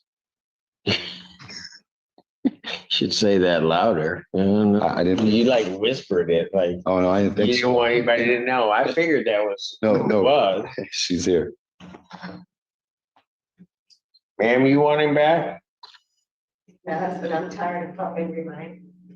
Ah, see, I knew. That's why I wanted to talk to her, because she looked responsible. Like, you're talking about what a good an upstate citizen, and I'm not disputing that, but I think somebody helped you get there. I sleep during that time period, Your Honor. So well, hold up. 12 to 3. Hold up. See, why are you talking? No. She just told me that she's trying to remind you. She's sick and tired of having to remind you. Understandable. Right? Yes.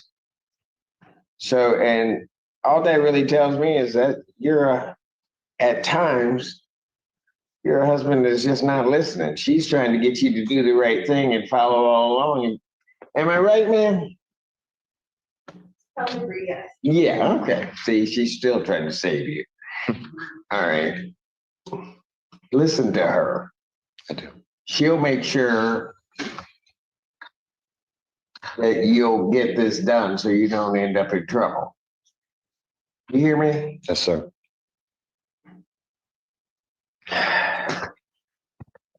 I guess if she wants you back, I'm not going to stand in the way of that. Court does acknowledge this is not a serious misdemeanor as defined by statute. However, does believe there are reasonable grounds to depart from the presumption of a non-probationary sentence. The alcohol screening and assessment identifies the benefit of alcohol. Tell him not to do that. Alcohol highway safety education program and abstinence from all intoxicants for a year. Therefore, the court will follow the recommendation of probation with stated rehabilitative goals to promote change, prevent recidivism, and to monitor compliance of recommended treatment. So therefore, the sentence of the court, I'm going to place you on probation for a period of 12 months. In order, $855 fines and cost, $100 prosecution recovery cost, $100 police agency recovery cost, $360 probation oversight fees. When can you pay that? Within 30 to 45 days, Ron, I'll put that. Pardon? 30 to 45 days. Months.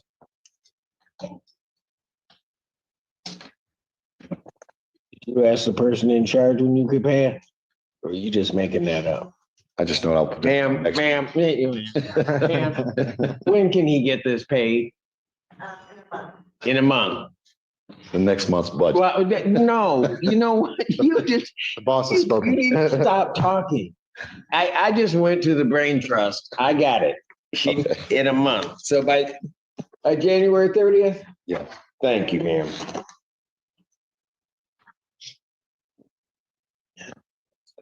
I would imagine every time you started thinking on your own. There should be no use of alcohol, recreational marijuana, or any illegal substance. You'll be subject to random testing as requested by probation. You are to complete the Alcohol Highway Safety Education Program. You're to provide proof of the victim's impact panel attendance to probation. That has been completed. I'm going to continue the sober link for an additional 30 days in lieu of 5 days in jail. Order 93 days in jail suspended. Sir, one thing about me is I've got a very good memory. And your wife told me she's reminding you.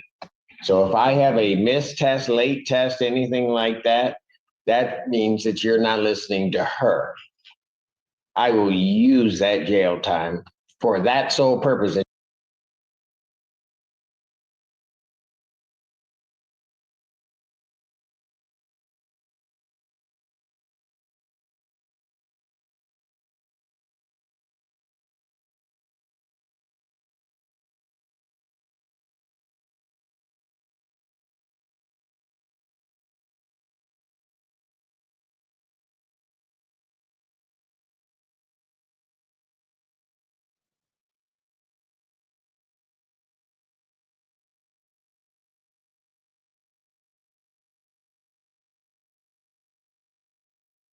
Taking an appearance of John Ivanchuk on behalf of the plaintiff, Your Honor, who's there in person. Bassam Eunice on behalf of defendant, Car City Complete. Your name, sir? Cambridge Charter. Mr. Kildani. You Yes, gotta- sir. Come on, please. Thank you. Your name? Ehab Kildani. What are we doing? Well, Your Honor, we've discussed this and we've reached a resolution. I can put the terms on the record really quick if it's okay with the court. So my client will pay the amount of $2,500 in cash. The defendant will provide a receipt and release the car. In Your Honor, we'd prefer that to be done within, 3 days? Is that fine? Yeah, I 7 don't days. think that's an issue. Mr. Chowdhury, is that a problem? No, it's not. Okay. Thank you. Maybe. All right, so then everybody agrees that the defendant is going to pay, that Mr. Chowdhury is going to pay Car City Complete $2,500 in cash within 3 days. The car will be released to him and the parties will stipulate to dismiss this case with prejudice. Is that right, Mr. Ivanchuk? Why don't we set it for honor before December 24th? Because 3 days would be the 25th, I think, right? Okay. Can you go over there today? Can you get the 2,500 and go over there today? I want that car right now. Can you get it today? Yeah. Okay, so we'll say honor before the Yes. 24th. Is that good, Mr. Eunice? Yep, beautiful. Is that good, Mr. Yeah, sure. Chowdhury? All right, then you guys will submit a step-in order to dismiss the case with prejudice today, right? Once he picks up the car, Yeah. and and the defendant will provide a receipt of the 2,500, Your Honor. Right, so you're gonna pay him in cash. He's gonna give you a receipt, okay? Thank you, Aaron. Thank you, Mr. Venture. All right, thank you all. Thank you. Happy All right, thank holidays, you. gentlemen. Thank you very much. Merry Christmas. Happy holidays. Merry Christmas. Thank you, Your Honor. Thank you for very your much. patience. Okay, guys, I'm gonna move you out of here now. Mark Green at 25T647213. I'd like Jeremy LaForest up here, seated at the table, my right, your left. Jeremy LaForest. I don't know why all these guys are here. Your name's Mark Green. You're gonna plead to impeding, right? Yes.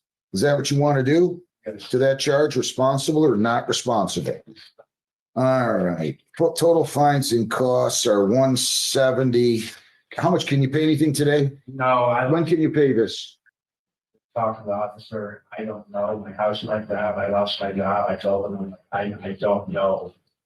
I really don't know. Your house burned down? Yeah, it's been just a disaster. One thing after another, then a guy crashed into it, and then. I'll make it February the 6th. If you don't have the money, you come talk to me on or before that date or call the court. We'll go on Zoom. I'll give you an extension, okay? Thank you. Fair enough? Thank you. Merry Christmas. I'm sorry you're going through that. Thank Jeremy Roy LaForest, 25T646641. Defendant failed to appear fault judgments entered in favor of the plaintiff and against the defendant.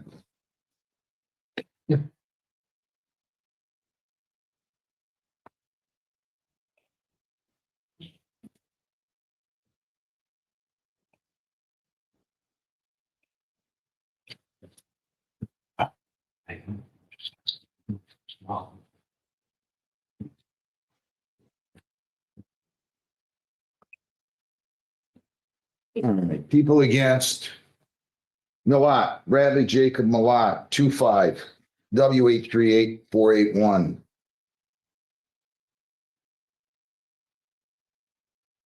Name? Bradley Michael. You're charged with a violation of probation.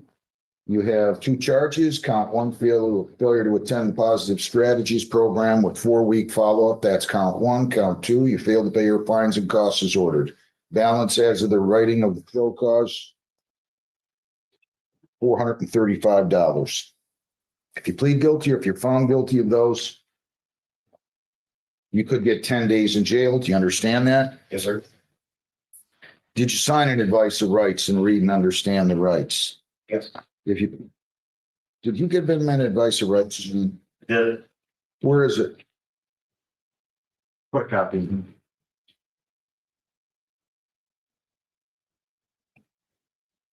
Do you have your copy?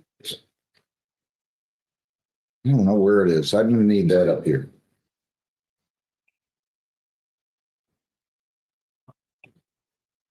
If you plead guilty here, you'll be giving up all the rights on the advice of rights, and there will be no hearing. Do you understand that? Yes.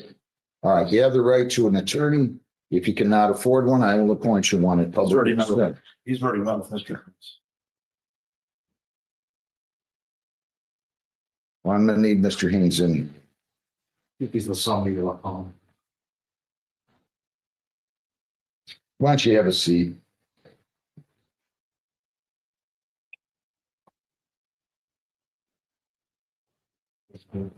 You're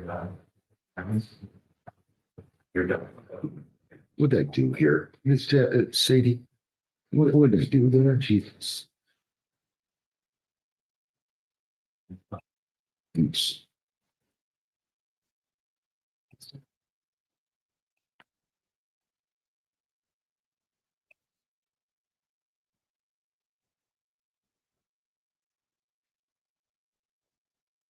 All right. Jonathan Johnson. People against Jonathan Johnson. 2-5. Is this with Mr. Gates? They're all with Mr. Gaines. He's finished up with one more person. All right.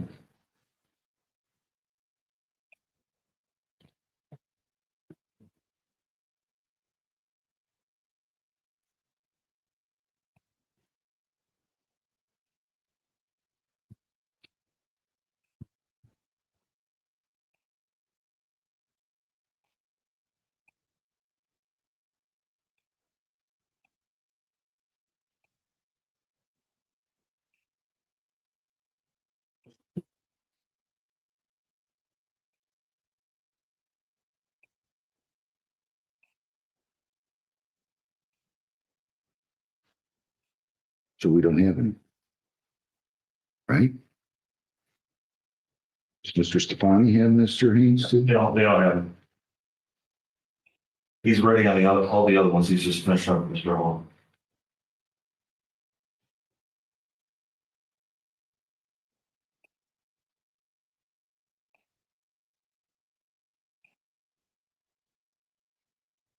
All right, people against Malat, Bradley Jacob Malat, 25W838-481. I'll need Ms. Wilds on this. Your name, sir? Bradley Milat. Two charges, failure to attend the Positive Strategies Program with 4-week follow-up and failure to pay your fines and costs as ordered. Mr. Haynes, Your Honor, good morning. For what names we have Mr. Malat, he's pleading guilty to the violation. is that what you want to do, sir? Yes. If you plead guilty, you could get 10 days. Do you understand that? Yes. And did you sign, read, and understand the advice of rights?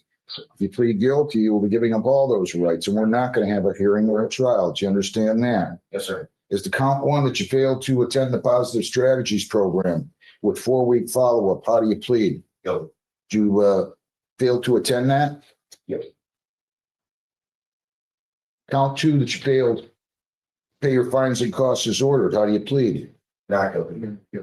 On that date, as of maybe, yes, I think. Did you fail to pay your fines and costs as you were ordered to? I can't hear you. Yes. Anybody force you to plead guilty? No. Please are accepted to those 2 counts. Let's move on to another one. Have a seat right behind you there. I'm going to need Jonathan Patrick Johnson, and that's Emily on that one. 25B1489318. Jonathan Johnson. Name, sir? Johnson. Okay. What are we doing on this one? No, yeah, well, it's number 5 and number 7 are duplicates. They're the exact same thing, same date and time. But he was pleading guilty to the violations. It's a combination of positive for alcohol and for misoberly tests. If you plead guilty, so I'll just dismiss count 7. Is that fair? That's fine. So he's going to plead the 1 through 6 and 8 through 12. Yes. If you plead guilty here, sir, your probation could be revoked. You could be incarcerated for up to 93 days. Do you understand that? I can't hear you. Sorry. Did you sign, read, and understand an advice of rights form here today? If you plead guilty, you'll be giving up all those rights. And there will not be a hearing. Do you understand that? I got to keep your voice up for me, sir. Did you hear what I said? Yes, sir. You got to keep your voice up for me. You understand everything I've said? As to count 1 that you failed. Just give me 1 second. Failed to submit to 7 a.m. PBT on December 12 of 25. How do you plead? Guilty.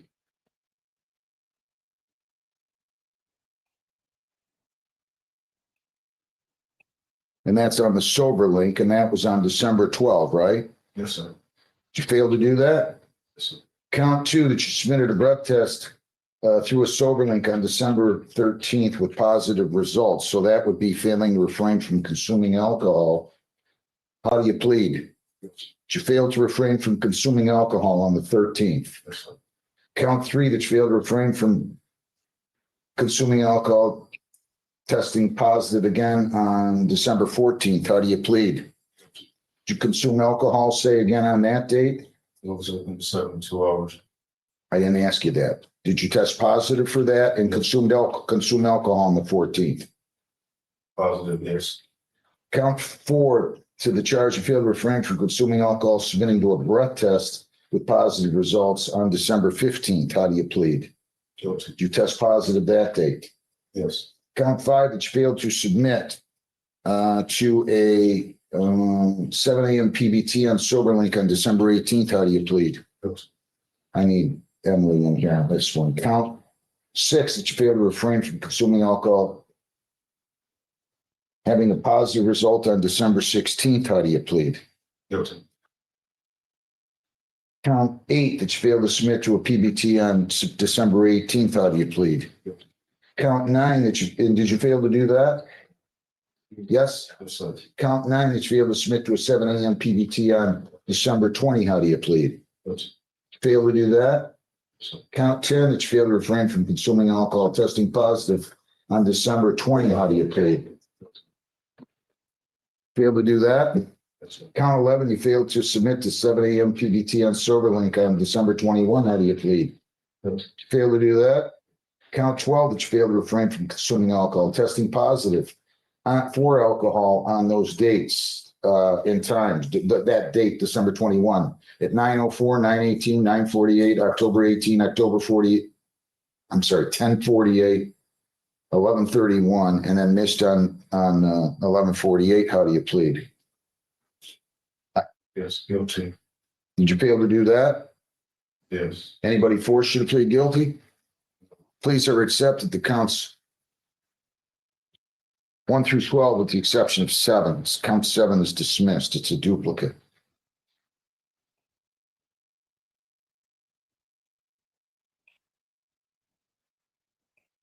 I think I need Ms. DeCino to tell you what's going on. Your name? Emily Casino. How disappointing. What would you like to say? I want you to tell Mr. Haynes from the beginning what has happened on this. So he is scheduled for sentencing on 2 separate show causes on January 14th. There were similar issues, and he was saying that there was something was wrong with the device. So we got him a new device, and they sent his other device out to have it checked if there's anything wrong. And then got the new device. And we're happy. So either he should go play the lottery, because I don't remember having somebody have a malfunctioning device of any kind. Maybe there was. But for someone to have 2, 1 ticket, 150 million. I can't wait to hear, because I am really upset with Mr. Johnson. He gets in sobriety court. We told him it was a marathon. He didn't even get to the end of the sidewalk up here, and he's basically quit. Go ahead. I want to hear.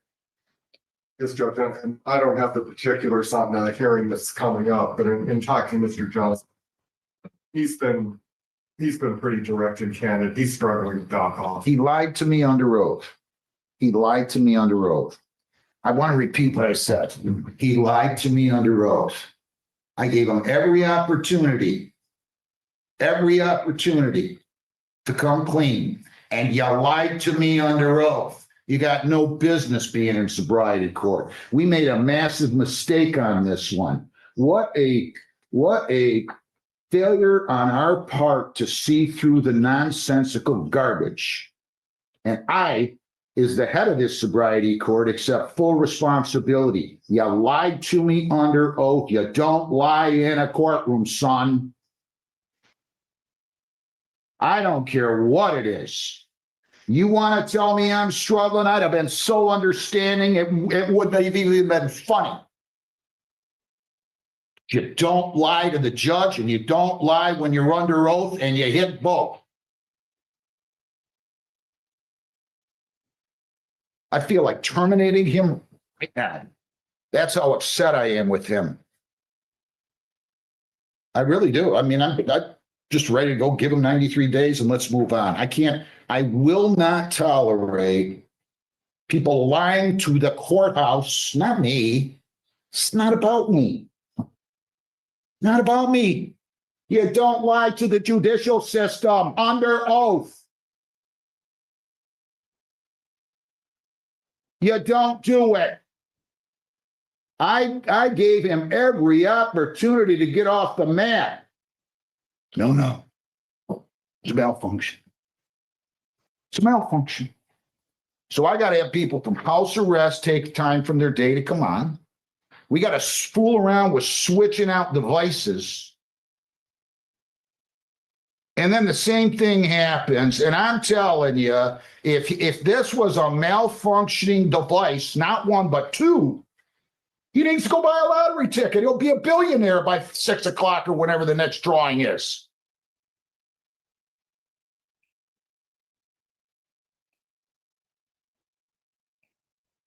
Unless you think I shouldn't terminate him, I'm doing it right now.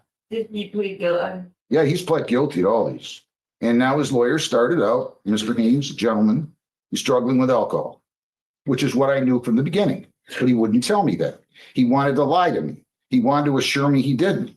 I told him, you're not going to testify falsely under oath.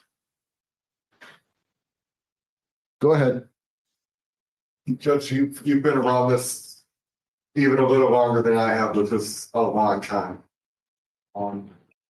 With this particular problem, you don't know when people are ready. You don't know when they admit it. You don't know when they see the light. A lot of times people have lived a long time trying to get away with things, and it becomes a habit. Today, and this will not arrange for the other part of this, I met Mr. Johnson for the first time today. We talked about it, and pretty quickly we got to the point. He has been involved in counseling with the GARA. I'm hoping the court will order that his counseling is increased, possibly in touch with outpatient, because he is struggling with that degree and he needs the help. I don't know exactly what's going on with him in his personal life, but He does have a job. He works the call center, gets off at midnight. He says he's doing his meetings after that. He's working toward getting a sponsor, but he doesn't have one yet. And maybe getting a sponsor would be the part of this that helps make a difference for him. But if he's made a step today that he's acknowledging this, I hope he gets a chance.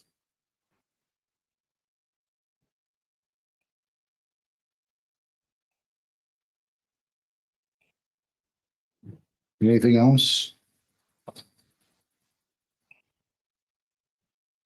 that you want to say, sir?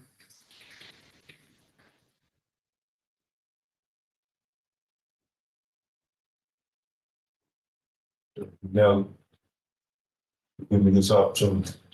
I won't fail. I won't fail you. Anything you want to say? I am with Mr. Hayes in some capacity that I don't think it's uncommon for the early days for people to fight it. I think it is a step in the direction that he was at least honest today. I'm equally as frustrated when I think of the work I put into the other violation. Wise. I'm kind of thinking that maybe a scram tether would be appropriate because now we're having an issue that he's missing the 7 and 11 a.m. one. And then I would definitely want to speak to Higuera about getting him into IOP and maybe an MAT consultation.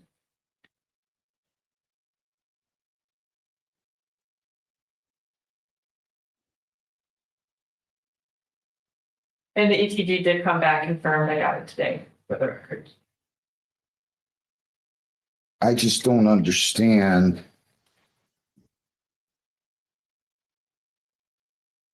I just don't understand how when a judge lets you off the mat, and I did let you off the mat. I mean, I told you not to lie to me, and you lied under oath. I get the whole addiction thing. We all get that. Every one of us get that. I don't understand how when I was talking to you and I knew you were lying and you kept assuring me you weren't lying and you testified under oath.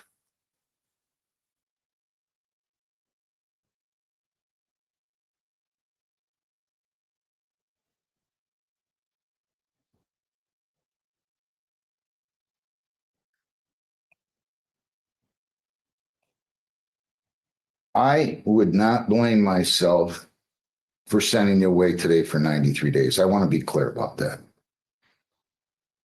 You just got started in this program. And you aren't even giving it a shot. And again, I get the addiction thing. We all understand that people are going to fail. They're going to relapse. I get it. But you went to such great lengths. I'm going to have a hard time forgiving you for that. I mean, you really went to great lengths. But that being said, here's what I'm doing. You're to serve 10 days jail now. I don't care who you're going to be with or not with on Christmas. That's just too bad. That's just too bad. You're going to serve Christmas Day in jail. And for you to make me do that, for me to do that, you really pushed me. You ought to know that. You're to have a MAT consultation. You're to convert to a scram tether first business day following release. So we can even take the sober length that he's on. I don't know where he got it, if he got it from house arrest. Pardon? He'll have to take it to house. If he doesn't have it with him today, he can bring. Do you have it? I would rather him keep it almost so that when he gets out. He's going to be. Or if he gets out at 7 p.m. on a Saturday, That's fine. I'll let you work on that. You're going to return that. We're going to give you a scram tether, 10 days jail, 21 days to appeal, 14 days to apply for a court-appointed lawyer for purposes of appeal. This is basically, there's no basically about it. This is your last chance. You lie to me again, we're done. Good luck. That's what we'll do. When you can talk to Gary about IOP, intensifying the treatment. From the court. I do. And we'll see how things go. Thank you very much. People against Bradley Jacob Malat, 25W838481. Your name? Ms. Wilds, your name? Elizabeth Wilds, probation, Your Honor. James? All right, I sentenced him June 25th, 12 months probation. Why has he done the positive strategies? And where do we stand with the, Money's been paid, Judge. okay, Check. Ms. Wilds within the system. They had shortly after the violation was filed. Ms. Wilds has indicated the next time is January 22nd for the positive strategy program. We make no excuse for that not being done yet, but he will be able to enroll and do it that day. what do you think, Ms. Wilds? Yes, Your Honor, I kind of agree with what you started off. It's been a minute. I have given Mr. Millat the information a few times in regards to the program. At the last visit I had with him, I told him I couldn't afford to give him any more time to do the program. Mr. Haynes is correct. I did let him know that the next scheduled one through PERS is January 22. I don't think it's without reason to give him a few extra days on the court work program as penalty for kind of dragging his feet, Your Honor. Yeah, I agree. Anything? It's agree with that. You're gonna pay costs of $100. You are to serve 1 day on court work program and pay $35 for that and pay $35 for that. You gotta be more diligent, young man. Okay? Absolutely. So we'll set you up for the day on the court work. I'll send him over there now to set that up with you, Ms. Wilds. Yes. And you can pay the $35 now. Yeah. All right. Make sure you take care of the program. Good luck. Thank you. Anthony Stefani. Anthony Joseph Stefani, 25W701244. With this, but Anthony Stefani. All right. Come on up here, Mr. Stefani. I have a probation violation from November 20. He entered a not guilty plea. There's a charge of failure to pay fines and costs and failure to refrain from violating a law, being convicted of public intoxication, offense date November 5, conviction date November 20. Your name, sir? Anthony Joseph. How is he going to proceed now? Pleading guilty to the bar. All right. Can you, Ms. Wiles, I'm going to need you on this one too. Is that what you want to do, sir? So, I'm sorry? I believe so. All right. If you plead guilty, I want to make sure that's what you want to do. So if you want to do Mr. Stefani? I really. Did you not pick up a new case, Mr. Stefani? Yes, I did.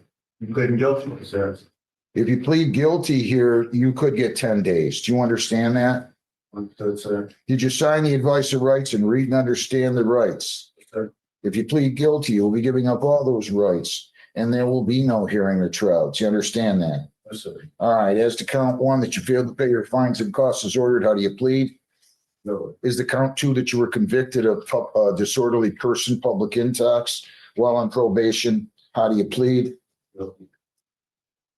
Were you convicted of public intoxication, disorderly person on November 20 of 25, arising out of an incident that occurred on November 5 of 25? Yeah. And did you fail to pay your fines and costs? Yes.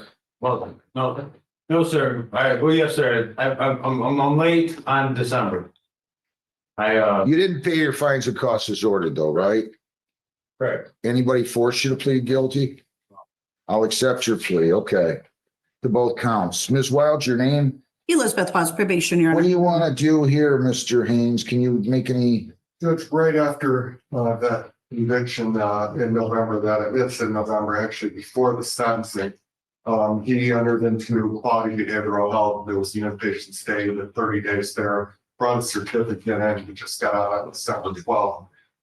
He set up to pointed that into through October, he had already been on a payment plan. He had been consistent with that payment plan, but he didn't pay the month when he went to the interest program.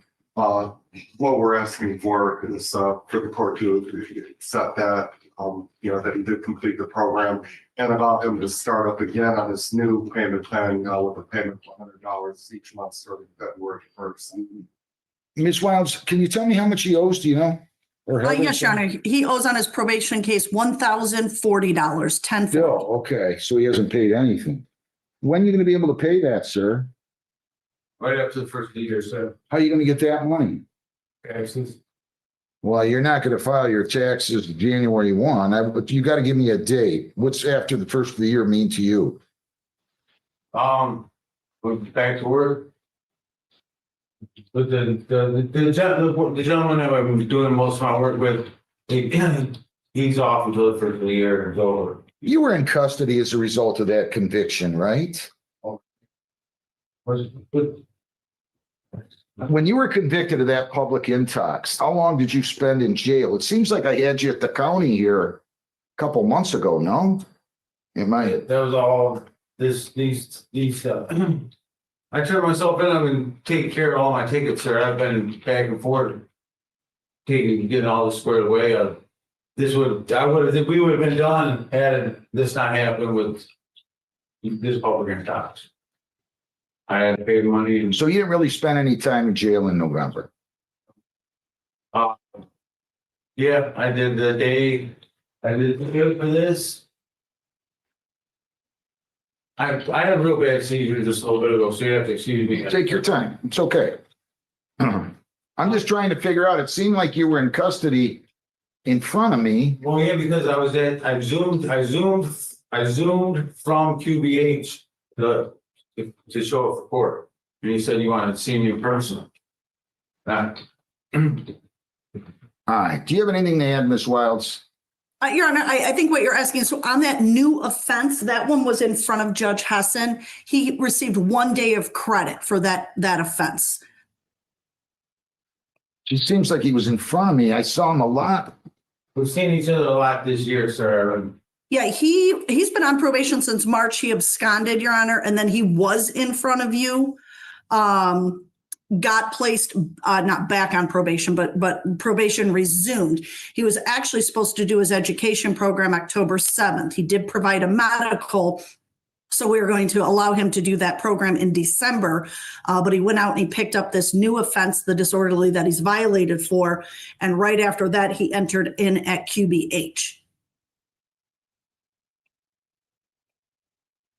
All right. You said you can pay it right after the first of the year. You really don't mean by January 5th. You mean by when? February 1 or 1st? Yes, sir. And yes. I need the month of February to pay. I need the month of January to get paid. You pay this in full by February 1. Judge Hessen presumably took care of whatever punishment was deserved on the other. I'm going to go ahead and let it go with that. Let's get your life back in order, though, Mr. Stefani. Okay, please. All right. And now, if you need more time, if you don't have the money, it's not a problem. Just call the court. We'll go on Zoom or walk in here on it before the due date. I'll give you an extension. Judge, I wasn't aware that he was waiting on the tax refund to take care of this. Did we have March 1st instead of February 1st? Well, he's got probation coming up when? Is that what you're going to do, is with your tax returns? Well, that's what I was planning on. All right, we'll do it March 1. You just got to diary that up, Ms. Wilds, because probation ends March 18th. So if we don't have it March 1, we're going to have to show cause them, okay? If you need more time, you call the court, we'll go on Zoom. All right? Or you can come in here on it before that due date, and I'll give you an extension. Good luck. Merry Christmas to you. Thank you. Stay out of trouble now, please. That's it. Thank you. Thank you, Judge. Thanks, Ms. Wilds. I think that's it for you. Or you got another one? Dylan Hall. Dylan Hall. Dylan James Hall. 25B148235 A and B. Dylan Hall. Sir, your name? Dylan James Hall. So he had a case taken under 7411 and HIDA, right? What do we do here? Let me see. You got a drug charge that was taken under 7411. You got a CCW charge taken under HIDA, and he was ordered to attend and complete the substances of abuse program, and they think he didn't complete it. How's he going to proceed on this? Guilty. Is that what you want to do, sir? Yes, sir. I'm gonna need Jessica on this. If you plead guilty, this would be your second violation, and you could get 10 days in jail. Do you understand that? Yes. All right. Did you sign an advice of rights and read and understand the rights? Yes, sir. If you plead guilty, you'll be giving up all those rights, and we're not going to have a trial. Do you understand that? Yes, sir. To the charge you failed to attend and complete the substances of abuse program, how do you plead? Yes. Did you fail to attend and complete that? Yes, sir. Anybody forced you to plead guilty? No, sir. Just give me 1 second.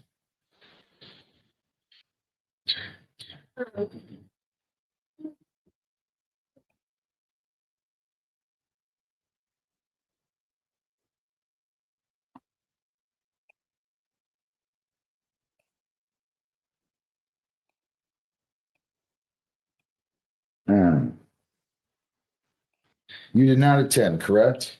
Yes, sir. Anybody forced you to plead guilty? No, sir. Why didn't you attend the program, sir? Can you tell me? I did accidentally yesterday. Accidentally missed it. Your name? What's going on? What do you want to tell me, Mr. Haynes? That he needs to get the program done. I think it's an 8-week program. I don't know how much longer he's gone on probation, but if he is going to need an extension, we'd ask the court to extend his probation on the. July 30, you were ordered to do this. Why you been fooling around like this? Got to get it done. I did. Forgot to get it done. He started the program at one point, then he missed the date, so. Yeah. What do you want to say? Intake back in November 3rd, and then the next class didn't start until the following month, and that was when he then missed the follow-up. So he missed a follow-up for the weekly sessions on December 7th and then December 14th. And how long is the program again? The program's is 8 total sessions that he has to complete. So well, technically it's 9 altogether. It's an intake and then the 8 sessions. So he's completed 1 out of 9. And I don't know when their next session starts, because right now they're in one and they're not gonna let him join in now halfway through. Probation, he's supposed to be here for a review hearing January 14th. So I made a mistake on this one. Give me 1 second. Okay, he was placed on probation July 30, so he's scheduled to come off January 30. I'm going to have to extend your probation for 3 months until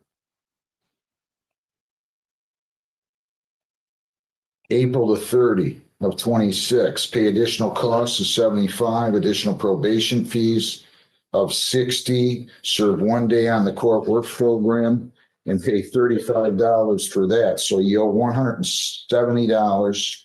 We're going to have to remove the review hearing date, Heather. So we're going to have to make it closer to the latter part of April. Okay, Judge, we have Brownstown, April 22nd. That would be good. So the new review hearing date will be April 22nd at 9 o'clock, sir. April 22nd at 9 a.m. New review hearing date. So we're going to give you that. And you're going to go down the hall, pay your 175. Do you have that? Yeah. Pay that and then go back and talk to Ms. O'Donnell about setting up your court work program day. You gotta stay on this. Good luck. Merry Christmas. Thank you. Thanks, Mr. Haynes. Thanks a lot. Take care. I think so. Man, what do you have here? What do you hear on? It's a 1037. Oh, are they here? You're all set, I think, Mr. Haynes. Is Mr. Haynes all set to go? Heather, do you know if we got all these done? I think. I do not have anybody on Zoom, so as long as everybody in person is done. Still looks like there are gonna be no shows, church and Davis. What time were they scheduled? We'll put them on for warrants and yeah, you can go. Yeah, 9:15. Yeah, we'll just issue warrants. Yeah, I'll do them later. You're all set. Merry Christmas to you, Mr. Haynes. Thank you as always for your help. Thank you. Are you on that Spice? Are you Spicer? Yeah. I have Mr. Lochner in Zoom, Judge. I can let him in. I wasn't please. aware who was in there. Sorry. John. You might need by with the motion on this. The trial brief. Mr. Stevens is. Oh, you didn't check, I didn't know what it St. was. Louis, they're up at 10:30, so I need the motion on Spicer, which is on my desk. Probably found that on it. Is that on your desk too? St. Louis, yeah. Do I have Capital One versus Emily Burke? I have 25021. plaintiff here. I don't have defendant yet. Jeez. I don't even know what this is up for. Owners Management versus Justice Spicer, 2502423. Come on up here, man. Mr. Lechner, your appearance? Good morning, Your Honor. Attorney David Lechner, P number 67994 on behalf of Owners Management. Hi. Your name, ma'am? Justice. All right. No, not yet, Miss, did you read her motion, Ms. Spicer's motion? I read it, Your Honor, and before we get into it, I spoke with my clients. We're willing to withdraw our petition to reopen the case at this time and let Ms. Spicer finish out her probation. I do want to say that, just for the record, that she agreed to this probation and the probation said no violations of the lease. The lease doesn't allow for pets, whether it's her pet or I know her contention is that it was a visiting pet or she had a visitor who brought a dog over. That's still a violation of the lease. And a noise complaint, whether it's on Halloween or any other day, is still a noise complaint. So going forward, I want Ms. Spicer to be aware that although we're withdrawing it at this time, while she's on probation, any violation means any violation. But at this time, we'll withdraw our petition to reopen the case.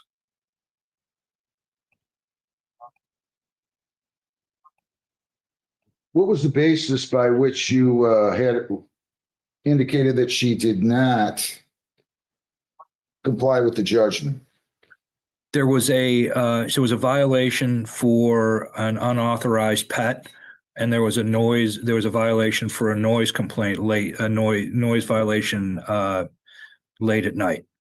I know. Did you set those for hearing, or did you just file an affidavit of non-compliance? I just filed an affidavit of non-compliance to reopen the case, and waited for Ms. Spicer to file objections, which she did.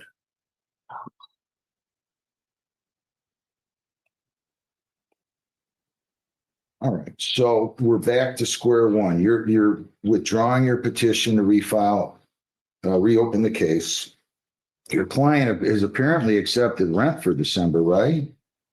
I don't know. I don't know that because we filed this back in November, so they might have put a hold on Ms. Spicer's ability to pay rent. Usually, that's their standard operating procedure when there's an action for eviction.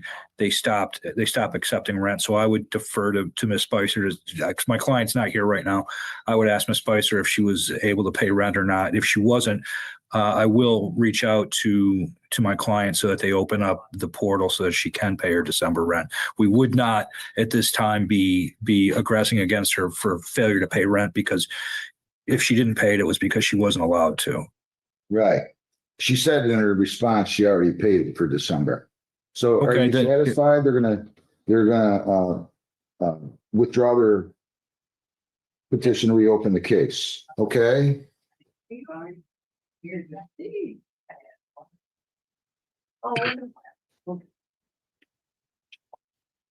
So you are all set. Merry Christmas to you, ma'am. Thank you, Your Honor. Capital One versus Burke. 2502019. Mr. Saloom, your appearance. Good morning, Your Honor. For the record, William Saloom, P41487, appearing on behalf of plaintiff. Where is Ms. Umi? I saw her out there. Yeah, I just spoke to her in the breakout room. Hopefully she's getting ready to join. She should be coming back in. I just requested her to rejoin. Okay. And we haven't been able to come to an agreement, Your Honor, so I guess we will need the court to make a determination. I'm not even sure what you're here for. That's a good point, because Technically, I guess we're here on her motion for a stay. She wants- Judge, excuse me, counsel, if I may, Yeah, this was go the for it. one that we had received a motion from Ms. Verk requesting the court date moved up on her objection. The garnishment hearing, I believe it was. And Yeah, I you had think asked she- that I move the date up. Right. Ma'am, your name, ma'am. UMMIVIRK, Umevark. Your Honor, I think what happened is she filed a motion for installment payments scheduled for January 13th of 2026. We have no objection to that being heard today. I guess if we hear it today, then her motion for stay becomes a moot point. It's up to the court how the court wants to deal with the motion. All right. So I'll just go ahead and hear your motion for installment payments now, ma'am, okay? Yes. Tell me why you can't afford this. I'm vaguely remembering what you're talking about, Jennifer, but not really. I remember you talking to me about how I wanted to proceed on this with regard to moving the date up. I vaguely remember that. What are you asking to be able to pay, ma'am? My mom is not able to speak English well, so can I speak on her behalf? Yeah, well, what is your name? Marine Verk.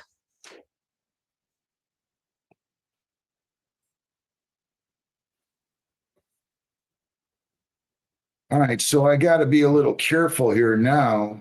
I didn't know that, or we would have gotten an interpreter. I can't really let you, can you translate for me? I can do that so I can expedite the hearing. Can you speak to her and translate? I can't let you represent her. Yeah, All right, so your name is Marie Verk. Marine Verk. How do you spell your first name? MEHREEN. All right. And what language do you speak? You speak English, obviously. What does your mother speak? Urdu. And you also, are you fluent in Urdu? Yeah. Any objection to me doing it this way, Mr. Sloom? No I mean, I objection, can't get Your an Honor. interpreter here this second. No objection, Your Honor. I don't think it's a real complicated matter. Right. I'll let, no objection. Ms. Burke, young lady, raise your right hand. You solemnly swear or affirm that you will make a true and accurate translation between the court and the parties here. In other words, you're going to translate to your mother. You're going to translate to me and the lawyer what your mother's saying. You promise to tell the truth and do that and make a proper translation under oath? I do. Okay. Now, all right, put your hand down. Now you're going to ask your mother, you're going to repeat exactly what I say to her, and you're going to repeat exactly what she says to me. You can't engage in a side conversation with her, okay? Fair enough? Okay. All right, ma'am, tell me how much you think you can afford to pay. You're going to tell her that. Okay. I can. I can afford at the most $20 a month. How much? $20 a month. Do you $20. work? Wait a Yeah. minute, this isn't working. I thought you said she can't understand English and she's talking to me. She can understand it, but not really well. Well, I need you to translate for me, okay? Okay. Tell me why you can only afford, and you tell her this, tell me why you can only afford $20 per month. ਕਿਉਂਕਿ ਮੇਰੀ minimum ਤੂੰ ਮੈਨੂੰ ਗੱਲ ਕਿਉਂ ਨਹੀਂ ਕਰਨ ਦਿੰਦੀ ਤੂੰ ਉਹਨੂੰ ਦੱਸ ਵੀ ਤੂੰ ਉਹਨੂੰ $20 per month ਕਿਉਂ ਸਿਰਫ ਦੇ ਸਕਣੀ ਹੈ ਕਿਉਂਕਿ ਮੈਂ minimum wages ਤੇ ਕੰਮ ਕਰਨੀ ਆ ਤੇ ਮੇਰੇ expenses ਬੜੇ ਜ਼ਿਆਦਾ ਨੇ ਤੇ ਮੈਂ ਸਿੱਖਾਂ ਮੇਰੇ lot of bills ਨੇ medical bill therapy ਦੇ Henryford hospital ਦੇ Wayne Metro Health ਦੇ ਤੇ ਇਸ ਵਜ੍ਹਾ ਤੋਂ ਤੇ ਮੇਰਾ rent ਵੀ ਹੈ Come on, you got to tell me now, please. Tell me. She said that she can't afford it because she is working on minimum wage and because she has a lot of medical expenses and therapy expenses because of her shoulder rotated cuff is broken and she needs surgery for that. So she's been going to therapy and to the hospitals and appointments, and she has a lot of medical expenses. Mr. Saloom, tell me what you're asking for. And I want you to go slow so this young lady can interpret. Yes, Your Honor. So pursuant to the garnishments, we were receiving, I think, approximately $630 a month. But we would agree to accept $300 a month. We've tried to work out a payment plan with her, but haven't been able to do that. She's only making $2,400 a month. She's got a motion here that says she pays $1,800 in rent and $600 in utilities. I see. Yeah, Your Honor, I guess a more reasonable request would be $150 a month. Well, I'm going to make it $40 a month. Sorry. I'm going to ask you to tell your mother, ma'am, tell her, I'm going to order that you pay $40 per month. And I'm going to ask you to prepare an order to that effect, Mr. If you would, please. Yeah, we will. There may be one in the file. I don't know. Well, maybe not. But in any case, $40 per month beginning January 10th and the 10th of every month thereafter until paid in full. There's something my mom wants to tell, and it's that she recently filed for a medical leave at her work where it wasn't covered, and she works part-time now, and it's hard for her to manage the expenses. So she wants to know if you can please go down. And she barely goes like 2 days a week now. Jeez, I can't do much better. I'll make it $25 per month, and I'll start at beginning February the 10th. And the 10th Your Honor, if I may, this is approximately a $10,000 judgment. I know. And I appreciate her predicament, but whether it's 25 or 40, that's just, that's something people kind of work with, whether they're up or down as far as meeting their obligations. And, I think the court knows my position. I get it, but that's my order. $25 a month starting February 10th. $25 a month starting February 10th. Now tell your mother they still can garnish. They still can garnish. Listen. They can still garnish they can't garnish wages, but they can garnish tax returns, bank accounts, and the like. So she needs to understand that. They still could garnish her tax returns. That's the best I can do. Tell her. Would you please tell her everything I'm saying? Bank account ਦੇ ਵਿੱਚੋਂ ਤੇ taxes ਲੈ ਸਕਦੇ ਨੇ ਤੇ ਇਹ ਸਭ ਤੋਂ best ਹੋ ਕਰ ਸਕਦਾ।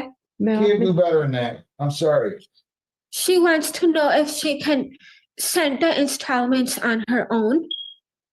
Yeah, tell her where to send them, Mr. Saloom. Yes, that's fine. We're going to send an order to the court for installment payments of $25 a month beginning February 10th, 2025. And, we'll have a P.O. box and an address where she can mail the payments to us. Tell her that. Tell her that. On the bay o tenu address send kareda jithe tu ਉਹਨਾਂ ਨੂੰ send ਕਰ ਸਕਨੀ ਹੈ. That's it. Thank you both. Have a good day. Thank you, Your Honor. Have a good day. Thank you. Happy holidays, Mr. Oh, Your Honor, one last thing. Is there, I don't know if there's a pending garnishment, or I know it was filed in October. Is there a garnishment already filed in this? Judge, I'm pulling up the garnishments right now. If there is, I would just ask that anything being withheld be released to plaintiff's counsel. Yes, there was one issued in September. If anything's been withheld, tell her that on the garnishment, it's going to be sent to the plaintiff lawyer. On the garnishment. ਜੇ garnishment ਦੇ ਵਿੱਚੋਂ ਕੁਝ withheld ਹੋਇਆ ਵੇ ਤੇ ਉਹ plaintiff lawyer ਨੂੰ ਮਿਲਣਾ ਵੇ. What does that mean? It means if her wages have been garnished, then her employer's been keeping the money, and they are going to send that to Mr. Saloom and the plaintiff's lawyer. Okay? So she's not gonna get them? No. Okay. No. Okay? Your Honor, do you need us to do an order on the all of that? All of that. The sooner the better. Okay. Thank you. Both. Thank you. Have a good day. She You wants too. to know if she can get the garnishments back. No. No. Okay, I've been too fair. I haven't been fair with them, if anything. Have a good holiday, everybody. What's your name? You as well, Judge. Thank you. Everyone have a good Is day. that, Davis. is that up for today? 11 o'clock. You guys get, how much is this case worth, Mr. Scanlon? Oh, no change. Good. $1,000, you know. You guys can't resolve this? In the trial brief, Mr. Lewis doesn't have. Mr. Lewis doesn't what?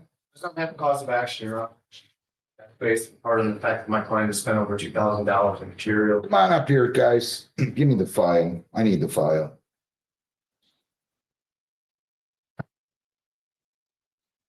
John, why don't you move all those? We're gonna have to have them sit there. You should have, Huh? you should have that one. I got this. Should have.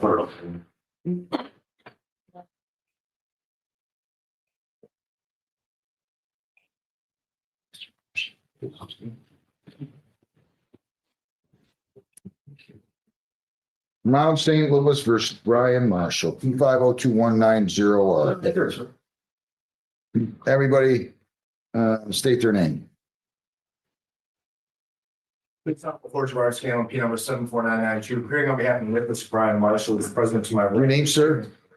Morning, Your Honor, Brian Marshall. Mr. St. Louis, your name? Donald St. Louis. All right, let me just look back and file momentarily here.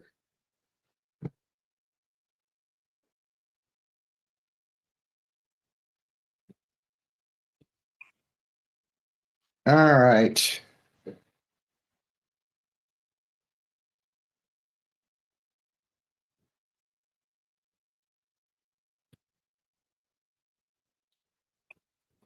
All right.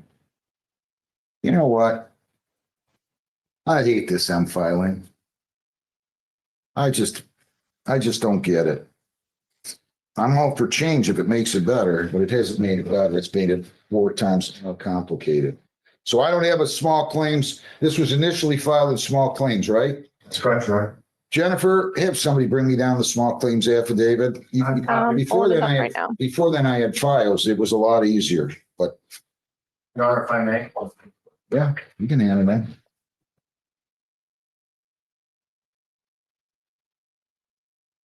Thank you. All right, so I've got Mr. St. Louis claiming for labor performed.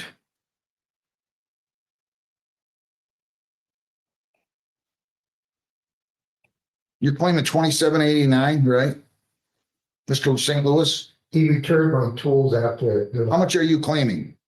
just the 2,000 plus the court fine $2,000. What's the $2,000 for?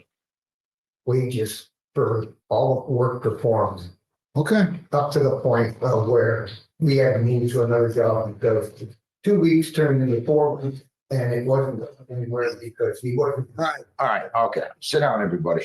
Give me your opening statement, Mr. St. Louis. You can tell me what your theory of the case is. We were working on a job on Pilling and Allen Park, Carlos, my partner and myself. For him. He wrote it up and doing the job. He approached us about his girlfriend, homeowner / Lauren. Wanted to have a bathroom redone. So, for the record, he's my stepson, you know. So I went one night, met him at Lauren's house. And she went through the whole procedure of what she wants to do. Can she do this? How she'd like to have it done. And I'm like, okay, so when it was all said and done, she went around in another part of the home to water plants. And he said, well, how much are you guys going to charge? I said to do all that work, except he was going to do all the tile work in the bathroom. She's fine. I said 4,800. We had a week to go still, and then when she went on vacation, because it was a 2-week vacation she was taking, I started. The first night, the first time in there, he was in there and I started helping him. And I asked him, I said, what are you doing? Are you taking away work from Carlos and I that you wanted us to do? And he goes, well, I'm just helping you get going. Don't worry, you're gonna get all the money. So I continued to go. Carlos would come when he was doing the skin work to finish the muddy over on another job. So he'd go there for a couple hours, then come over and we work together. We completed demo of ripping out all the walls and everything. All right, I just want to hear what your theory of the case is. He owes you money. Right. He owes you $2,000. I'm being generous on that, Your Honor, because I'm gonna go on, just being fair about it. For the amount of time and work I had to put in with him, including using my truck 2 times to go to Home Depot, meet him, load it up with cement, go back to her place, mix it and all that. He just, for some reason, couldn't stay out of getting it so involved in this, and there was the problem. He was supposed to supply all the materials, we could have been in and out. But it didn't happen, so we put up with it to the point where the other job, Mr. Phillips and Dearborn Heights had already, we backed him up 1 week, going into totally doing his whole remodeling on kitchen and everything. And finally we had to go 4 weeks. He wanted 2, so you got it done in 2. I said, yes. But at no point were we supposed to deal with him being involved with, he works for major contractor. He ain't even around during the day. And then twice on weekends, he was gone. Once he took his daughter up north to visit the grandpa. Okay, that's fine. But we could not get the material to complete this job. So I figured. It's your paperwork. It's wise to be. Good. I figured we normally figure out John Bell that $30 an hour labor. I got at least 80 hours, actually probably more, but I settled for 80. Carlos got 12 coming there. And that there would have been 24 on me and another 340 on him, something like that. So I just went down to 2. That was it. All right, okay. The only, but we don't track hours. We bid a job according to what the job is worth on the market. So that's why I said 4,800, but if I had to be reasonable, because they brought it up, wanting to know how many hours. Well, we don't track hours, but if I had to give a rough guess, that's where I would put it. To, you know, about 20 some, just over 20, pardon me, Your Honor. 80, well, closer to 90 hours, 90. But I'll settle it. I mean, simple math. So you're charging $100 an hour, basically? No. $30 an hour times 80 hours. That's 2,400. Okay. And 12 hours for Carlos when he was there helping me with all as I submitted into your file, as you instructed to make sure I complete the thing for the court. There's pictures there, but that's not pictures of all the work that was done. I took pictures of a lot. All right, okay. Let me hear from you.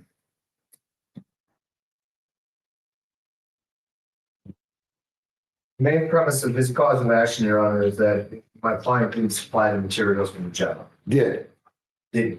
That's the main premise. Didn't supply the materials. That's what he said. When asked in an interrogatory to describe how the breach occurred, his answer was Brian failed to supply the materials for the job. And I've got receipts that show clearly that my client has spent over $2,000 in materials and he's prepared to testify with it. Further, I've also cited a case in my trial brief. This is the Van Dyke's case that indicates that when a job is done for a family member, which Mr. St. Louis has already testified that my client is the stepson, it's done for and gratuitously done and or furnished. And that there's a presumption that arises that Mr. St. Louis is going to have to overcome according to the case.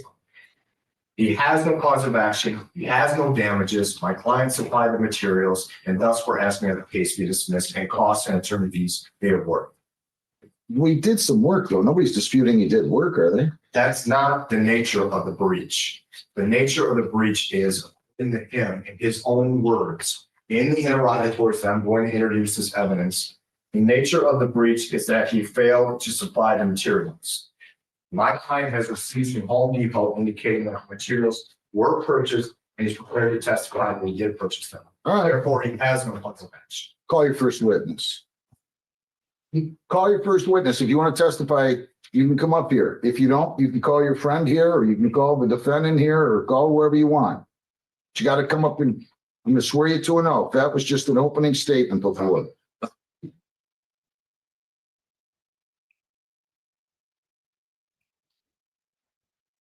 Yep. Raise your right hand. You solemnly swear or affirm under penalties of perjury.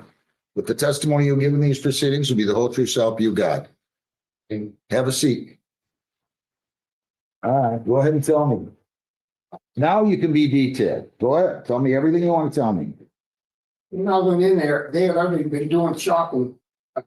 Toilet somewhere. It was worth Are you charging for the labor or for the materials? Just the labor. The agreement was he's gonna supply the material when I needed it, not purchasing a cabinet here, a toilet that was all done before we even started. I didn't even go in there. They had stuff stockpiling. So if this material for receipts is where he's going, the only materials he bought while I was there working was copper, piping, fittings, shutoffs, the PVC 3-inch, 2-inch, and 1.5 inch for the drain systems. There was some lumber. Sir, I'm asking you, are you suing for labor or materials or a combination thereof? Just labor, sir, Your Honor. Just labor. Here, that's all, Your Honor. All right. And how many hours labor did you have? I'm saying I can safely say I put it at minimum 20 hours labor. We charge $30 an hour labor. That's a very good rate in this kind of. Okay. That's $600. How are you coming up with 2,000? 80 hours. You said 20 hours. Oh, I'm sorry. I'm wrong. 80 hours, 2 weeks. I was there for over a 4-week stretch in the evening and on weekends. And what did you do in that 80 hours? We finished I'm sorry? Finished demoing all the old walls and everything. Then I had to remove piping. And there was 2 exterior walls when we come in. I ended up removing them. Copper. Then I was doing rerouting copper for where it was supposed to go. The whole drain system. He cut the floor out because he was. I want to know what you did. Don't talk about him. Yeah. What else? Then I was there in the evenings helping him. Like I said. What were you doing? People got cement, come back, mixing cement. He took it in and doing that. What else? The wire, couldn't move all of it. Some demoed the walls, removed the piping, repair and rerouted the carpet, and you went over and got cement for him. That take 80 hours to do all that? Oh, yes. 80 hours to do all that? Yes, sure. Okay, what else? Anything else? Because there, I just want to know what else you did. There's a lot. I want to know. Tell me. So the walls that I removed were the existing old walls. Okay.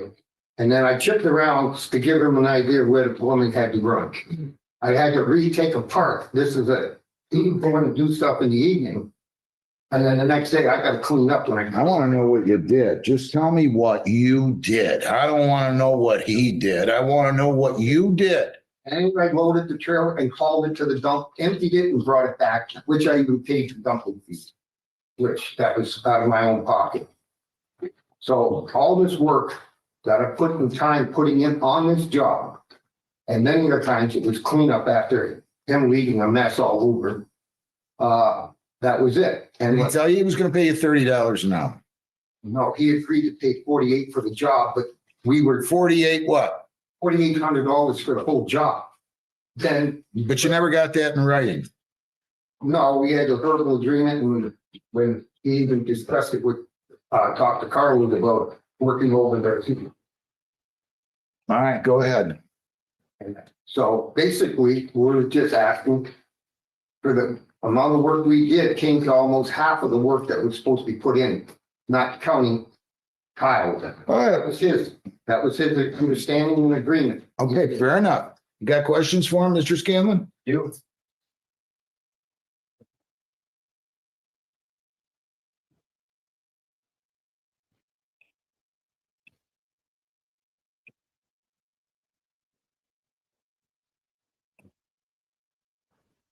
St. Louis, you indicated that you don't have anything to prove that this conversation between you and my client took place, correct?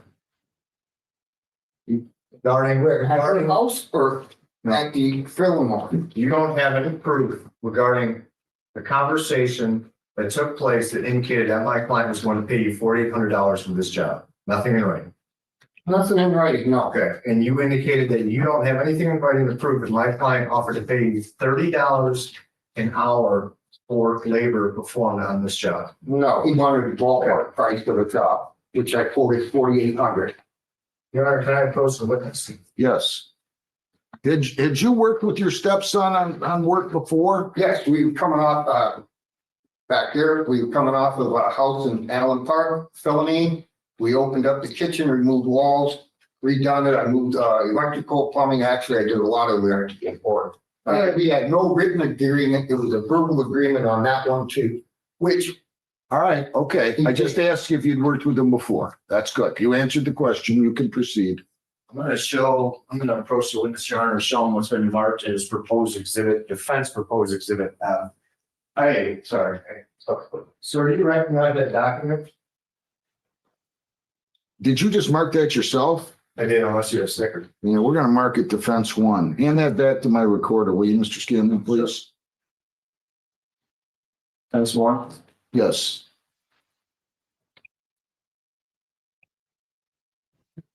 Thank you.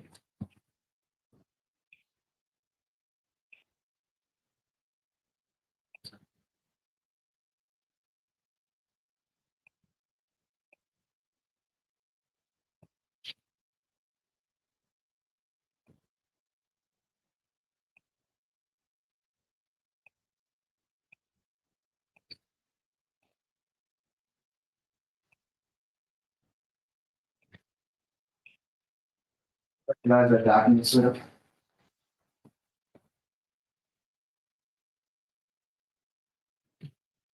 Whole thing? Yeah, I'll give you some time to look through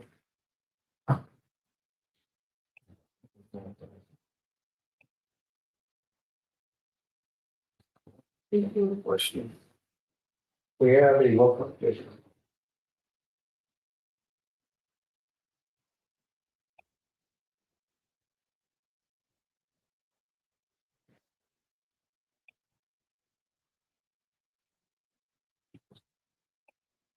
I'm reading there, and it was more about supplying material. He kept, I didn't hear a word you said, sir. I'm sorry, there's no question there.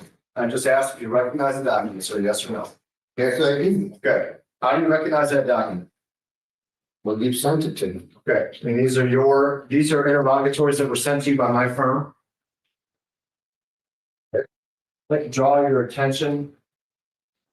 Question number 5.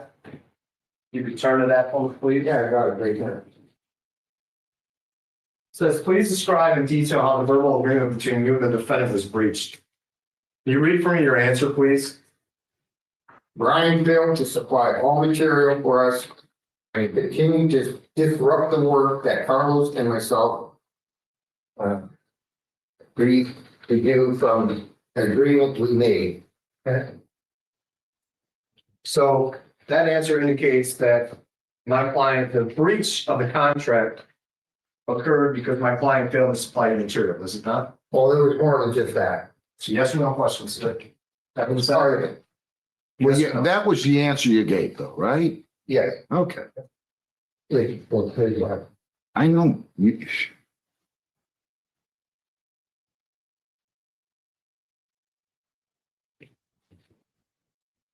What else, Mr. Scanlon?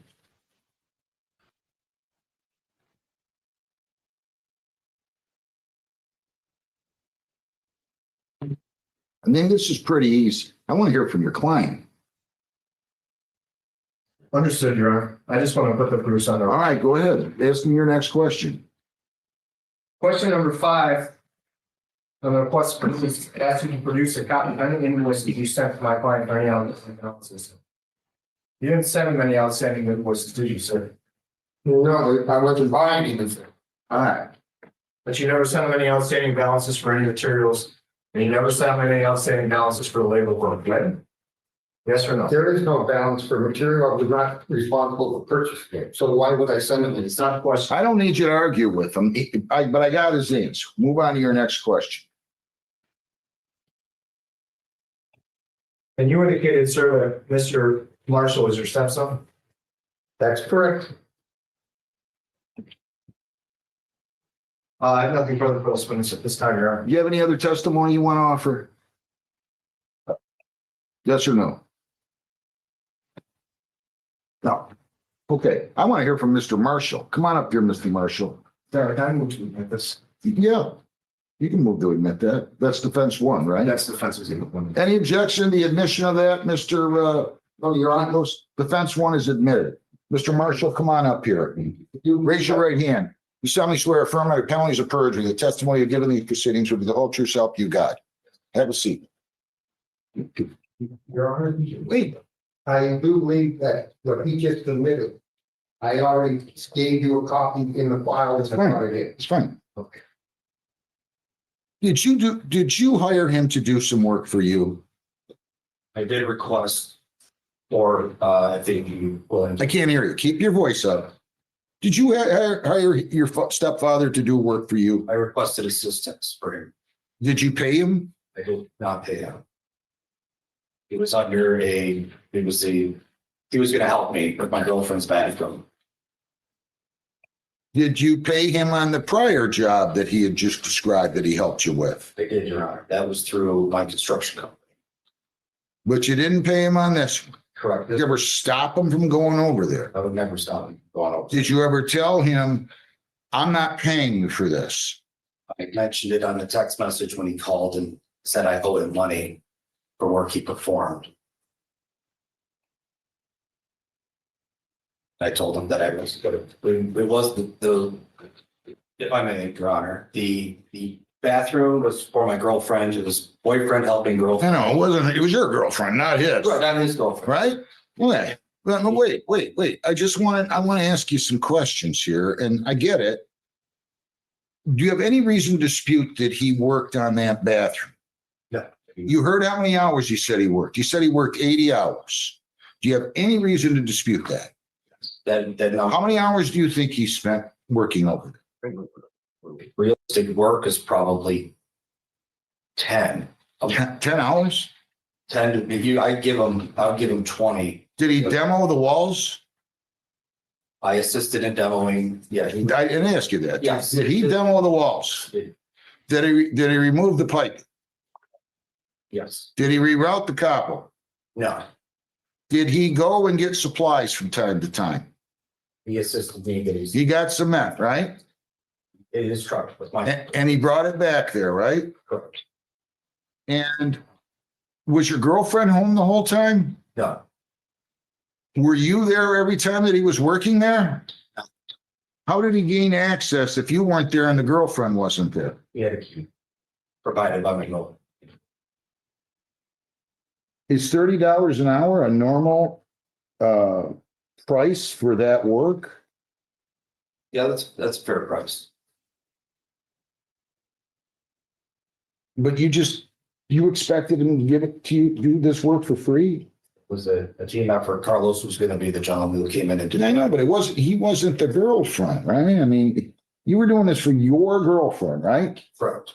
Was he friends with your girlfriend? Yes. Was he friends with your girlfriend before he started working on the job? Yes. He's known her for a long time. How long's a long time? Maybe my girlfriend and I have been together for 8 years. How sad. You guys are father-in-laws. I mean, stepfather and stepson, and you guys are in here and.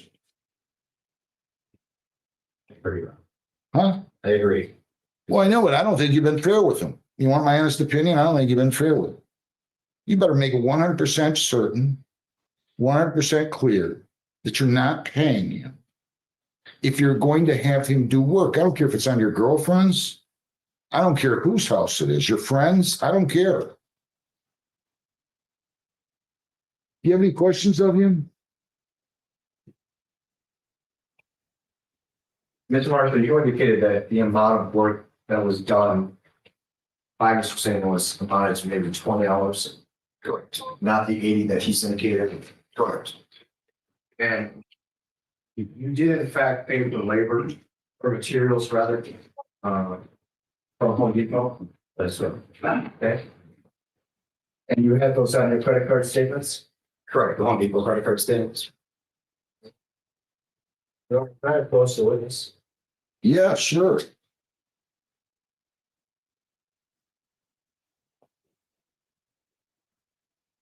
I don't care what he answered on the interrogatories. But did he say or not say that he wasn't speaking any amounts for materials? It's the basis of his lawsuit. Well, I don't think so. It sounds to me like it's more labor. Are you not suing for the labor? Labor only, Your Honor, time put in. For work done. Even his affidavit, money's owing for labor performed at 23776 Carter Road, Brownstown. Right. I don't care what he said in an interrogatory. He's not a lawyer. He did a half-hazard job. I'm not even considering materials here. I'm not awarding him anything for materials. So I don't think we got to talk about materials because it's not relevant. Unless we get into the 4,800 and you want to start talking about that. 4,800 included materials. And so this guy, Mr. Marshall, bought some of the materials. So that should rightfully come off the contract price. But I'm just telling you how I'm leaning here. And that is this guy's entitled to quantum Maryland. Whether they had a ironclad solid agreement or not, $30 in the industry is not outrageous. He clearly did some work. The question is how much work, and it has nothing to do with the materials. But go ahead. You ask, and I'll rule, and I'll stop you if I think you're going off into places that are. Well, and I would argue, Your Honor, too, that he answered these interrogatories and indicated that the breach occurred because materials weren't paid for. Regardless of what. First word of his claim is for labor performed. Right. Look at his affidavit and claim. So what's the basis? Hang on. I want you to look at his affidavit. I did. What's his basis? He said money's owing for labor performed. Why are you arguing with? I mean, I could read this when I was 6. Money's owing for labor performed. He doesn't say anything about repairs. Right. I'm sorry, it doesn't say anything about materials. So he's indicating that there's labor, yet when he answers the interrogatory. I know. I get it. That can go to his credibility. I get it. But that's what his claim's for. And I heard everything you said, that he indicated that this gentleman didn't supply him with the materials. I get it.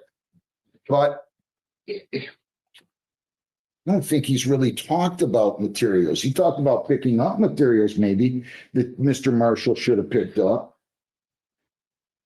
Go ahead, ask your next question. No, it's fine. I'll rest. No, I don't, listen, I'm not trying to talk. This is a very small case. And I want to afford you every opportunity to ask whatever you want. I'm just telling you where I'm going with that. And that's what I'm going to do on these little cases. That's what I always do. And so we don't have to guess. This isn't over 25,000 or anything more, but go ahead. Let's. All right. Do you have any questions of him? I do, Your Honor. Go ahead. Finished on that Sunday. And you stormed out because you wanted to run wiring, and I'm like, upset up. Now, after that day, I called you. And I said, I need the rest of my tools. Is this a question or a testimony? To verify that this is what I asked you for money owing. What was your response to that? You asked if I had your planner. No, about the money. When I said you owe me $2,000, what was your response? I don't know you any money. You locked up the job. You said you don't have to pay me because we didn't have a written contract. Is that correct? I don't know. Exactly. I gave her the text message. So when I told you that night how much money that Carlos and I would expect to do everything, and you were only going to handle tile work at the end, did you inform Lauren about that?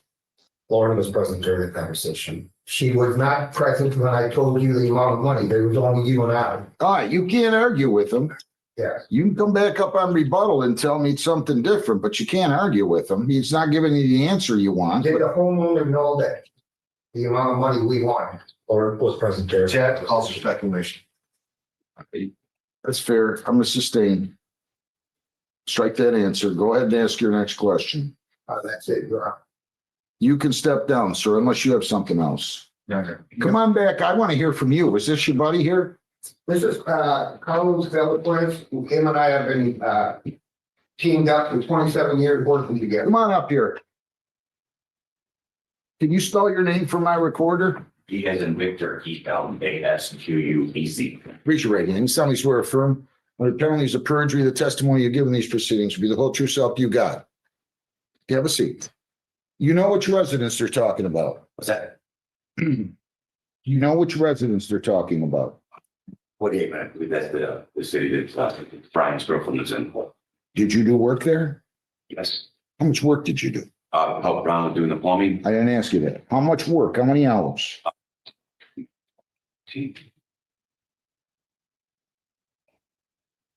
What did you do? I assisted Brian with plumbing and doing a couple framings and what's up. Right by the backside of the shower. I was at another job in between jobs, and while I was letting stuff dry over there, I would come and help Ron a little bit. That's how we work. So he would do the plumbing, electrical to get started. Then I would come over there. Then we would do the drywall. I would finish all the drywall. Then we will assemble everything because it's a step-by-step process doing things like that. Do you have any questions of him? No, Your Honor. Do you have any questions on him? Well, how much time did you spend on this job? About 14 hours. That's it. Yes. We was in the middle of another job. I was finishing the other job. Were you In the there? process, I would go over and help him with a few things. Were you there the entire time that Mr. St. Louis was there on the I was building? not. So you have no way of saying how many hours Mr. St. Louis spent on this job? The way the job works, it's not, Yes, it's sir. like a small puzzle. Right. So, no, I wasn't there the full time. So you don't have any idea how many hours Mr. St. Louis? Just basically from what he told me every single day, call. Okay, thank you. I'm sorry, I didn't hear that. Basically, every day he would call. And he would tell me, what he did. It's just,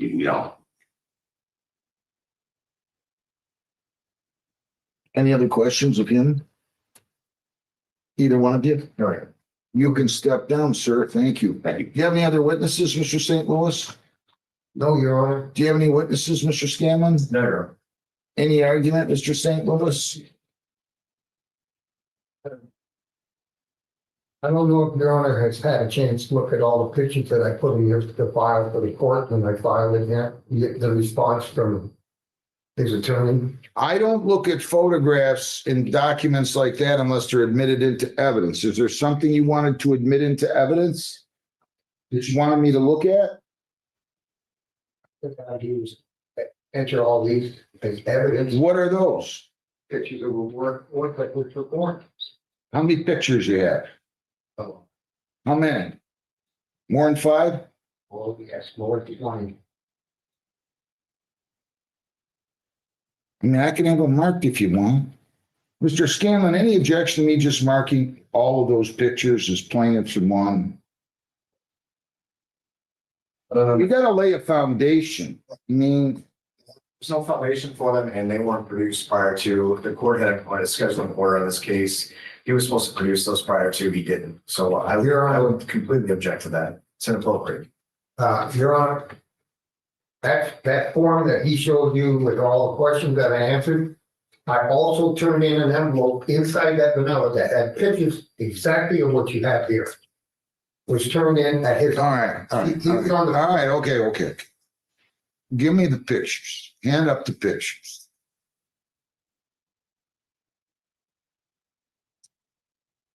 How many pictures you got? 20? Why don't I Oh, do I give it to you, sir? no, you tell me how many pictures you have there.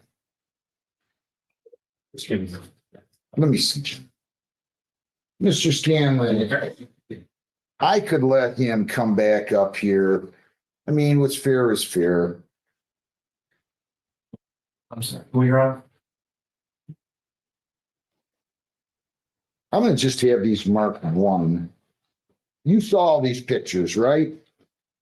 No, I have not. You've not seen these? No. It's roughly 20 pictures here. Because you don't have it, it's in the. I'll let you take a look at these. And my inclination is to have the first picture marked plaintiffs 1. Mark outside on an envelope plaintiffs 1 and put all these pictures in here. Take a look at those. You're still under oath a second here.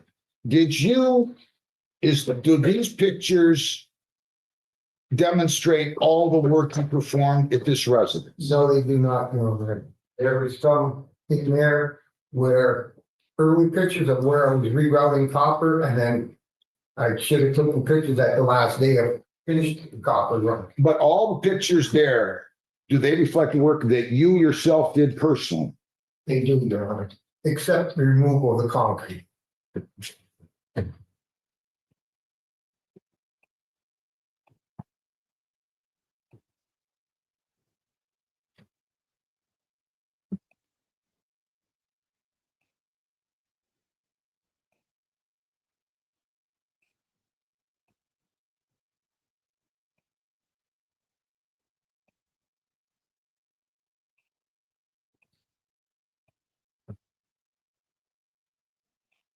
Do you want to have me mark those? No, not at all. I don't even know. He just got established a foundation for that. Man, okay, hand them back. I'm not gonna admit those. I'm gonna listen to you both argue. Tell me, what would you like to say? Pardon me, Your Honor. I'm gonna have you guys argue your closing arguments. Nobody else has any witnesses, right, Mr. Scanlon? Mr. Scanlon, you don't have any other witnesses, right? No, I don't. Go ahead. I have no other witnesses either, Your Honor. I know, I want to hear what argument. You want to make an argument? You don't have to. No, other than the fact that the work was performed, his evaluation, I can understand why he wants to lowball hours, but just on the cement work for 2 times this, 10 hours of my time there. Okay. What do you have to say, Mr. Scanlon? Burden of proof is on the plaintiff, Your Honor, to prove his case. He has the burden to produce evidence to show the court, proof to show the court how many hours he's actually worked. We have no testimony from any witness that would reflect that he actually performed 80 hours of work on this property. His own friend Carlos didn't even testify that he was there with him at the time the job was being performed, so he couldn't even verify how many hours were actually performed on this particular property. This was an unfortunate job where you have 2 individuals, a stepson and a stepfather, that are fighting over a verbal agreement. No evidence of the agreement, no evidence of anything in writing, no evidence that my client indicated that he was going to pay him. I asked that this case give us. Thank you. Anything else, Mr. St. Louis? Yes, Your Honor, there is no agreement. Why would they tell me on the phone when I had a request payment, he didn't have to pay me because he didn't. I don't want to hear anymore. No. I don't want to hear anymore. Yeah. If you were not going to pay him, it was incumbent upon you, Mr. Marshall, to fully and completely let him know that, especially if you'd come off another job. This wasn't like you went to him. I heard no testimony. You went to him and said, hey, listen, Susie or whatever her name is, we've been going out 8 years. We're all close. I'd appreciate it if you do me a break on this, give me a break on this and help her out and not charge her or not charge her through me or make me eat the price of this because you're helping me. And I've got to pay you. I heard nothing like that. And I got to tell you, whether I admitted those pictures or not, based on what he told me, and I'm no construction guy, sounds like a lot of work. I have no reason to disbelieve his testimony. Judgment for plaintiff, 2,000 plus the 88 filing fee. And if you have any other fees, you have a motion fee, I believe $20, maybe not. What other judgment or fees does he have here, Jen? You have any other out of court? Judge, I think that's it.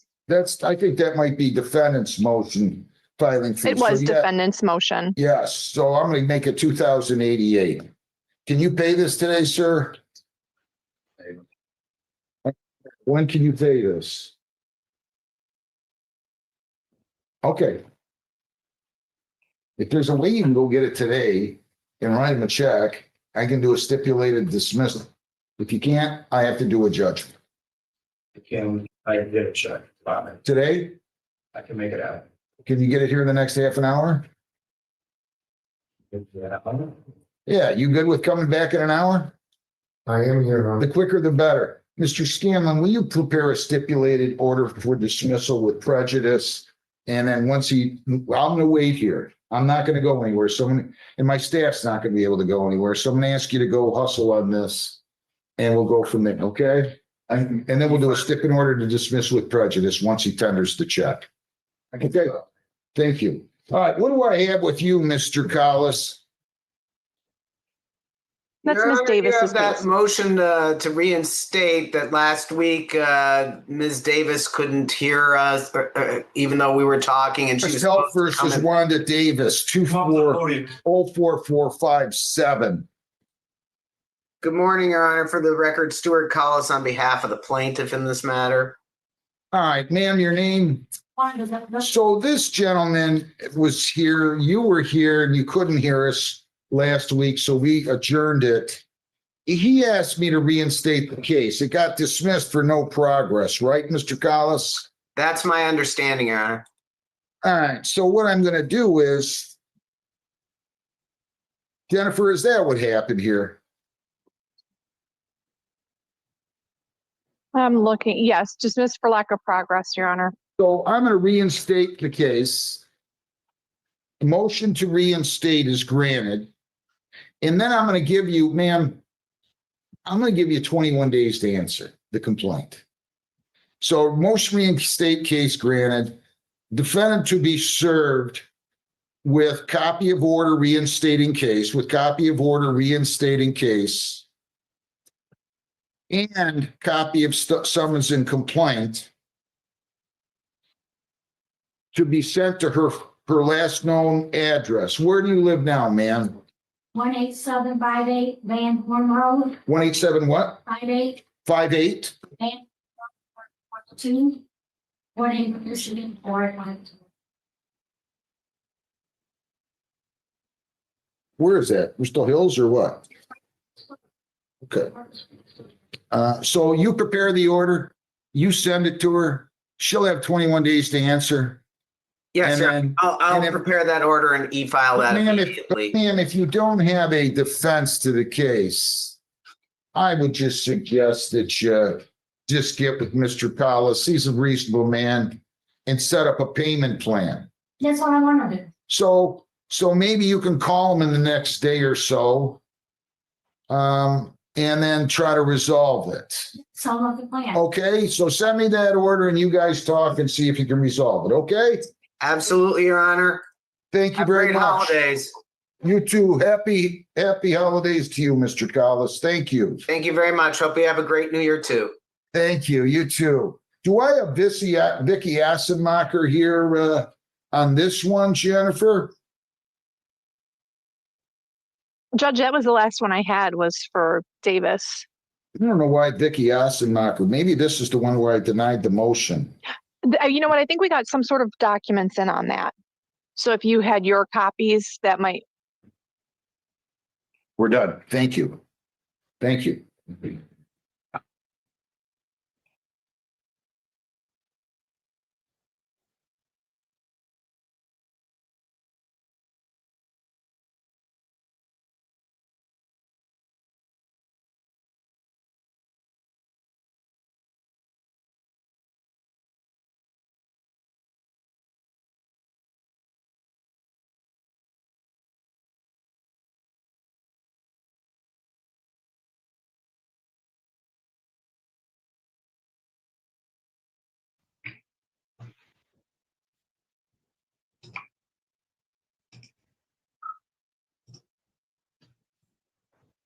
Good morning, Mr. George.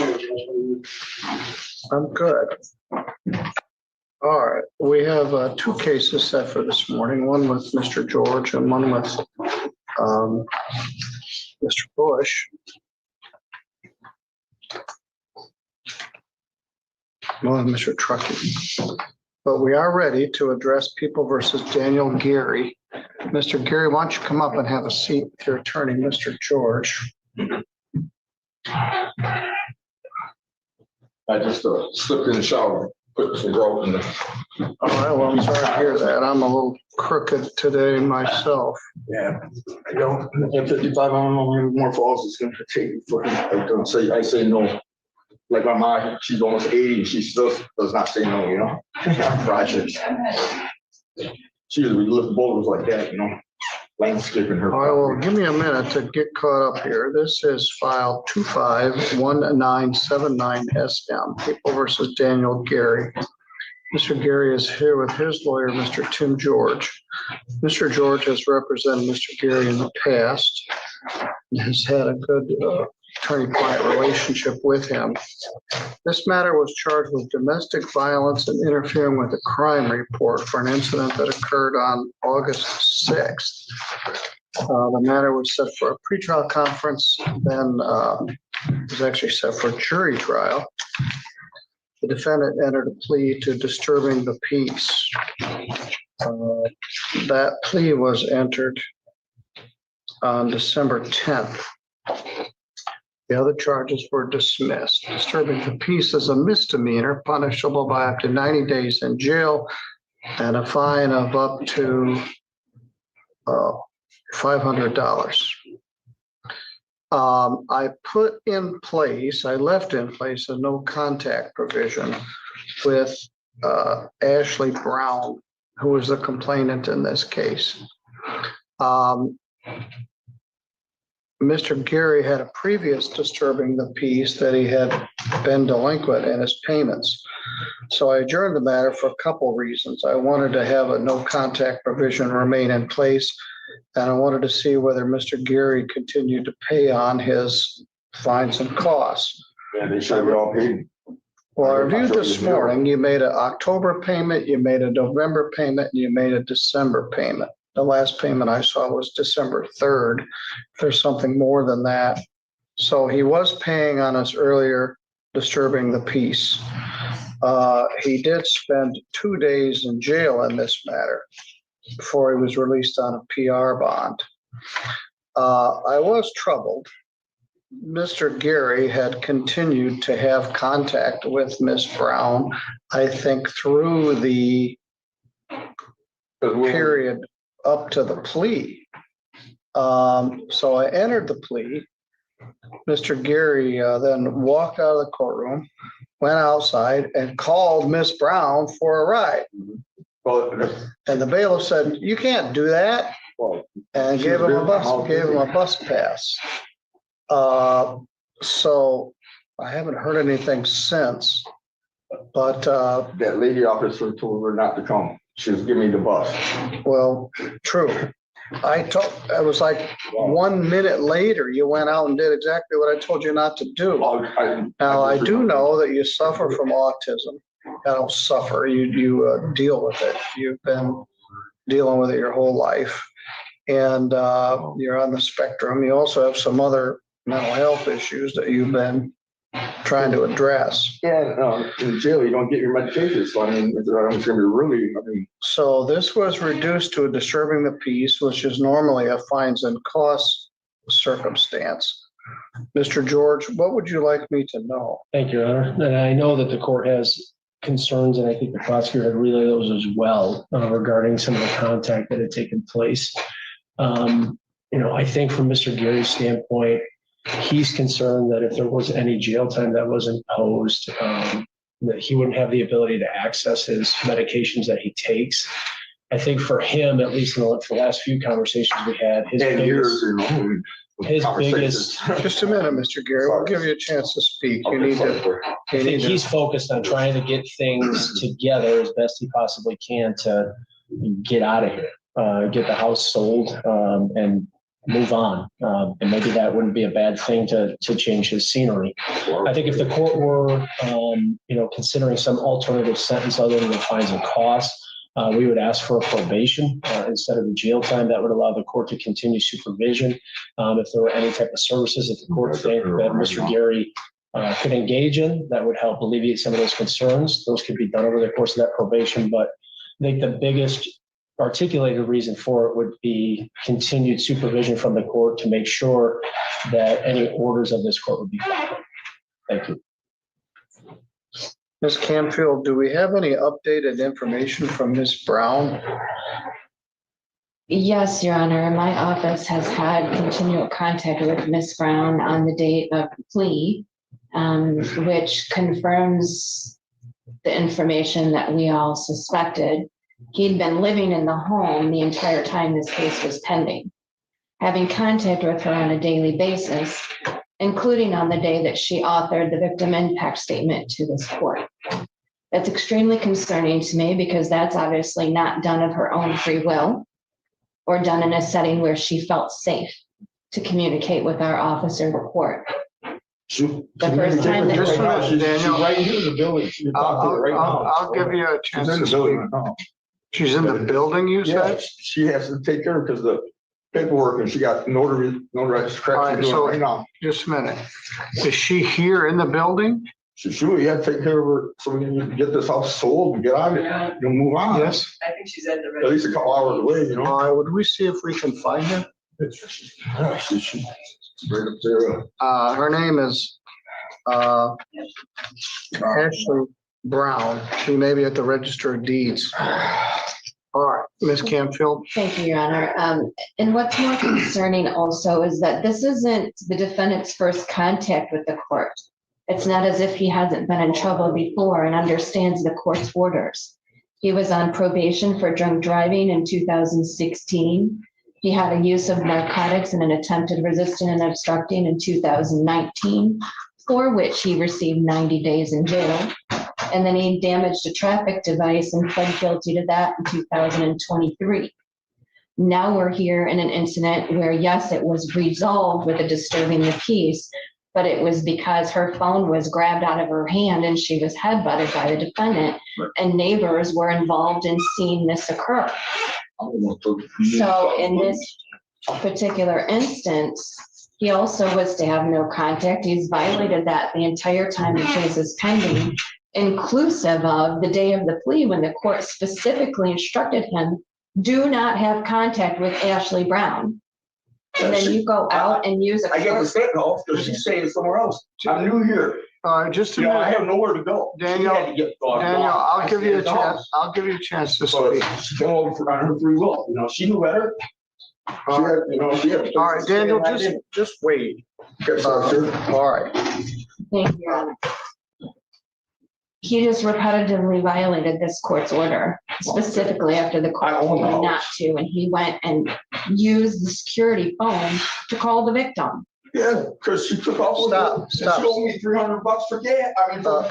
Water bill. And she goes and spends it all with Josh Brown. Your Honor, so they come back clearly. and with my cell phone. All right. It's my cell phone. I was the one with 2 hours without them 2 hours. They're coming on my phone. All right, Daniel, calm down. There is not a circumstance. She's right here. She'll verify that shit. All right. In which she is safe, given the emotional status of the defendant. Yeah. Yeah, just 15.5 years in Westville. All right. See how you feel. Okay. Put Mr. Gary back in the lockup. Yeah, please. I need a break. Yes. We may give you a break till about Valentine's Day. I want you to go back there and calm down. And Your Honor, I understand the defendant has mental health diagnoses, but we also have to make sure that the public and Ms. Brown are safe, in addition to the defendant not being a risk to himself. I'd like to hear from her. It's always a problem when we take a plea to a reduced charge and then ask for a maximum sentence on the reduced charge rather than the larger charges. But I don't know what side of the fence Ms. Brown is on. So I'd like to hear from her. But he's gonna talk himself into about a 30-day jail sentence. So we'll see if he calms down a little bit, and then we'll wait for her. There was an impact statement submitted from Ms. Brown requesting jail, Your Honor. I did review it. All right. Mr. George makes a good point. When he goes to jail, they tend to not give him his medication. And then that causes further issues, but they're doing a better job than they have been in the past. Mr. George, if you'd wait for a minute, we'll see if we can find the complainant and we'll take up Mr. Truckey's case. Yes, sir. I had broken call the register of deeds. I think she was not over there. So do we know if she's come in the building? It looks like Ms. Ackerman may be trying to communicate or look for her as well. Okay. All right. Let's move ahead to our next case, which is Dakota Suarez, file number 252297. Mr. Suarez is here with his lawyer, Mr. Ross Truckey. Defendant entered a plea to domestic violence. He was arrested on this charge on November the 9th.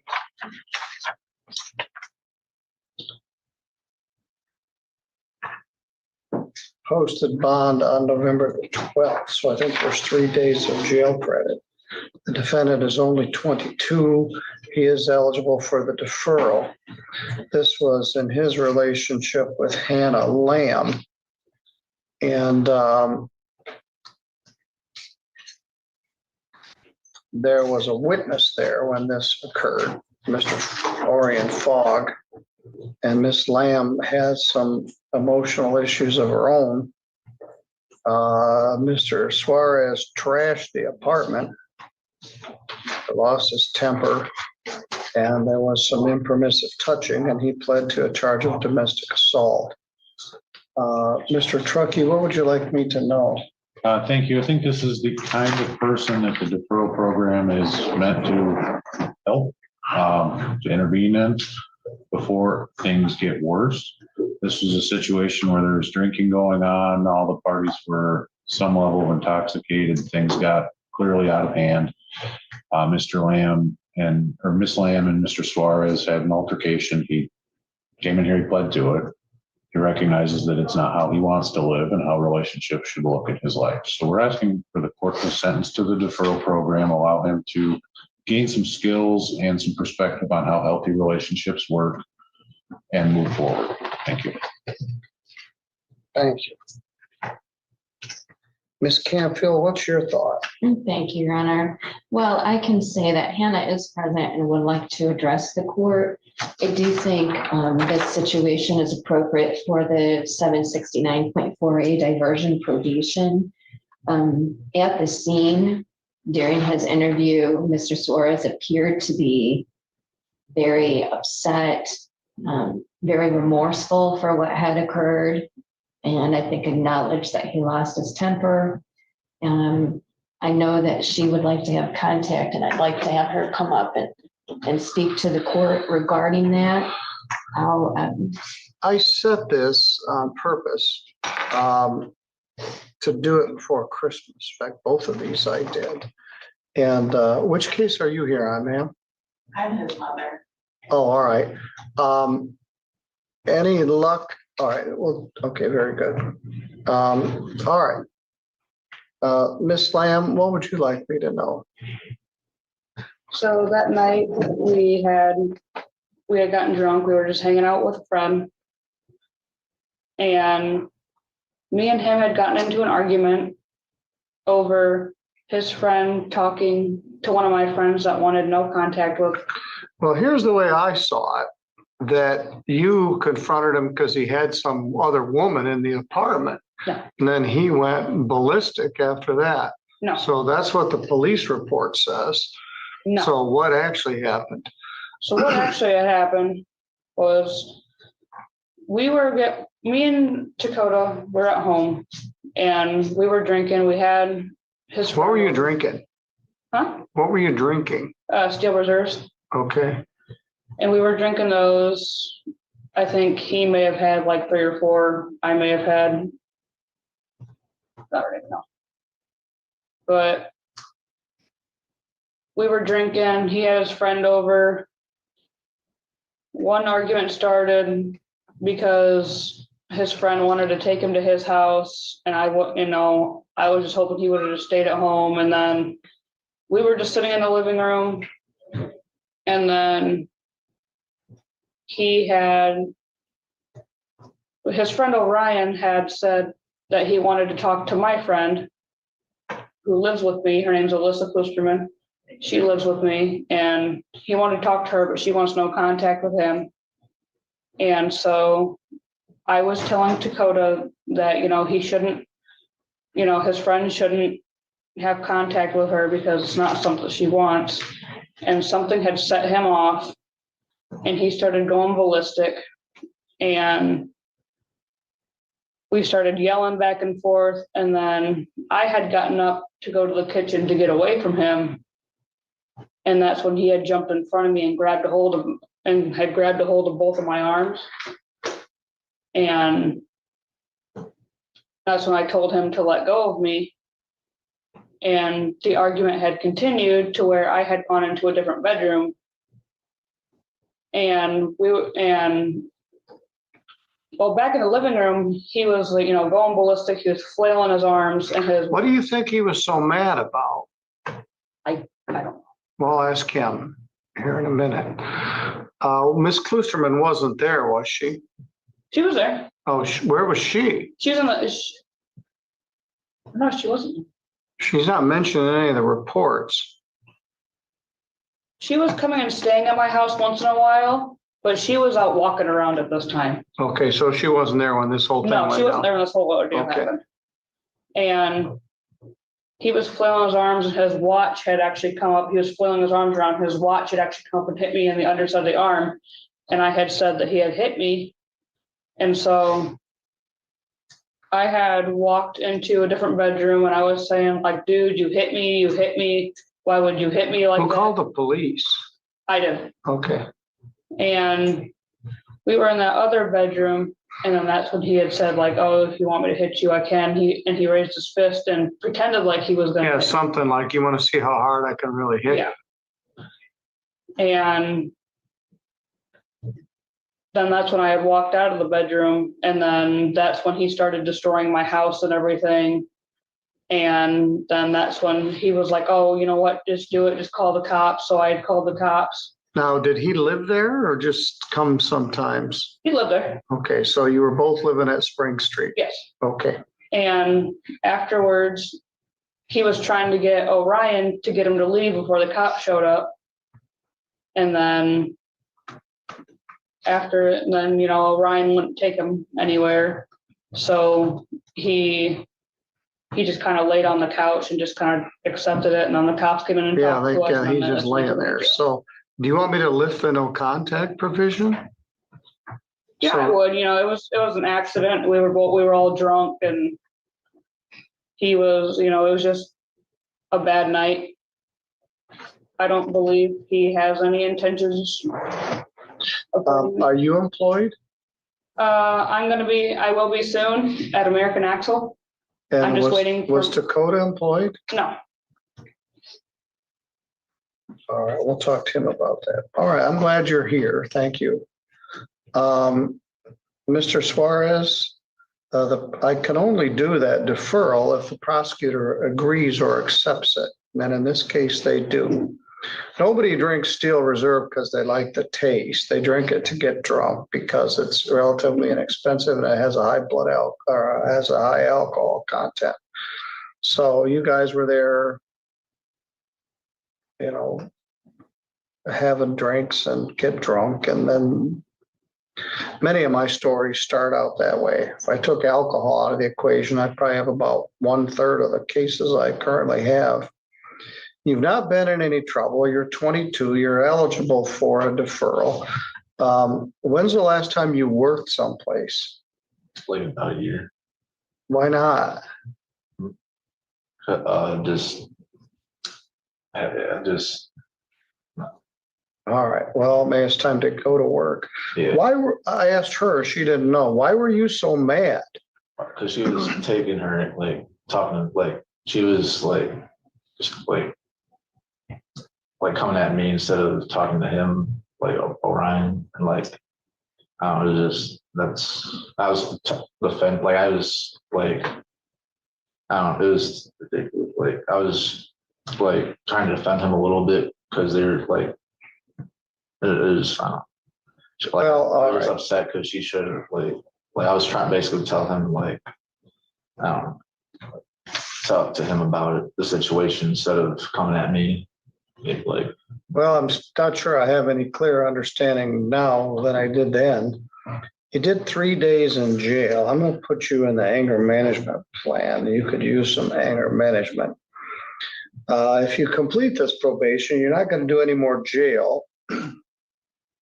And you're gonna have the charge taken off your record. I'm gonna order 13 days jail, credit 3. Of the 13 days, 10 are deferred. I got 10 days hung over your head. The fine is 0. There's enough other stuff you have to pay for. There's a $75 crime victims' rights fee, a $50 state minimum fee, $150 attorney fee, $480 probation oversight fee, which can be cut in half if you do it in 6 months. You pay for the class. So one of the things you have to do is get a job. I'm not sure how a 22-year-old lives for a year, has girlfriends without working somewhere, but it's time for you to get a job because you're gonna have to pay for this stuff. 125 in costs, 150 attorney fee, 480. It's 755. And you're to pay for the anger management class. No assaultive or threatening behavior. Alcohol and drug testing as directed, because while you're on probation, you can't use any drugs, including marijuana, and drink any alcohol. You're old enough to use marijuana, you're old enough to drink, but we call this a timeout. If you can complete the anger management class within 6 months, I can discharge you from probation at the end of 6 months. I'm going to lift the no contact provision.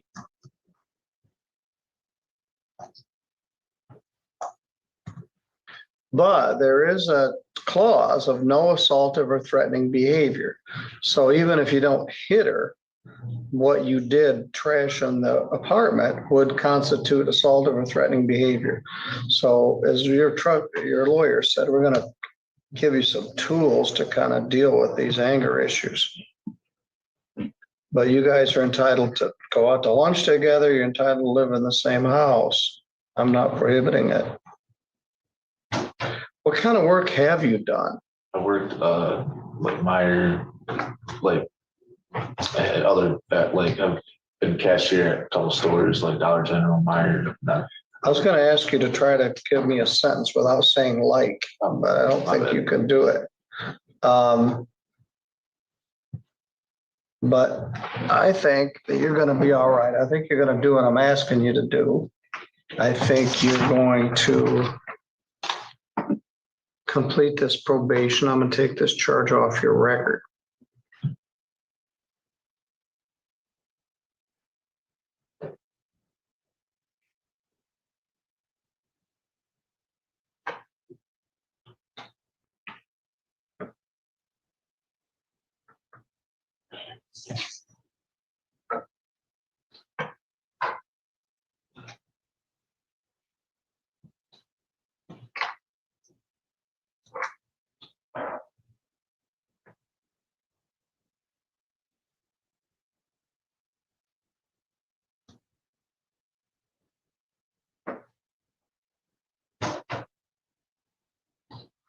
All right, let's take this form downstairs to the probation department.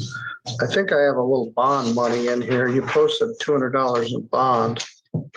So you'll $555, and if we subtract $240 from that,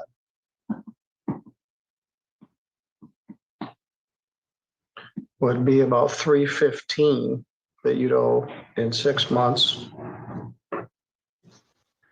And the class, I think it's like $600, my recollection, but the probation department will help you with that. All right, you're good to go. Take that down to probation. You guys can go back home together. You can go out to lunch together. I want you to treat her with respect. Christmas is coming. We don't need any of this. No drugs, no alcohol. So you can help him. You can't be sitting there drinking beer and he can't drink. So maybe you can both take a time out. Be good for both of you. All right, you're both good to go. Thank you, Your Honor.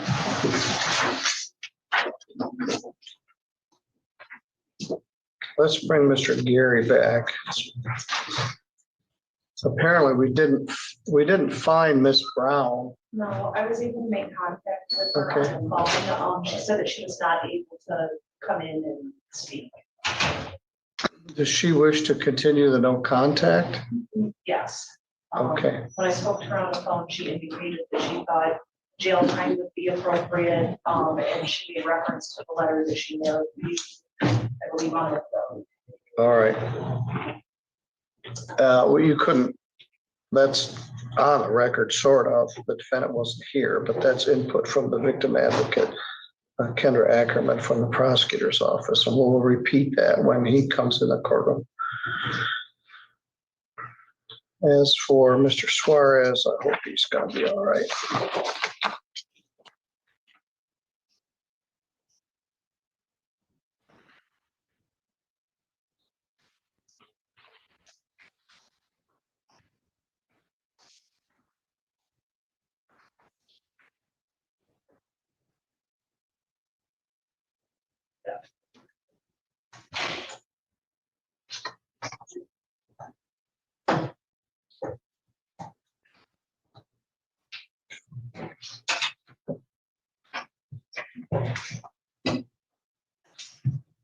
All right, Mr. Gary, I put you back there to calm down. To file 251579, People versus Daniel Gary.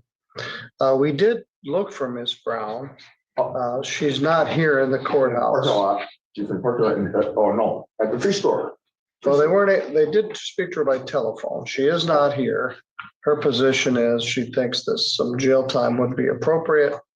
And she wants to continue the no contact. She's happy to hear That's from her. presently in place.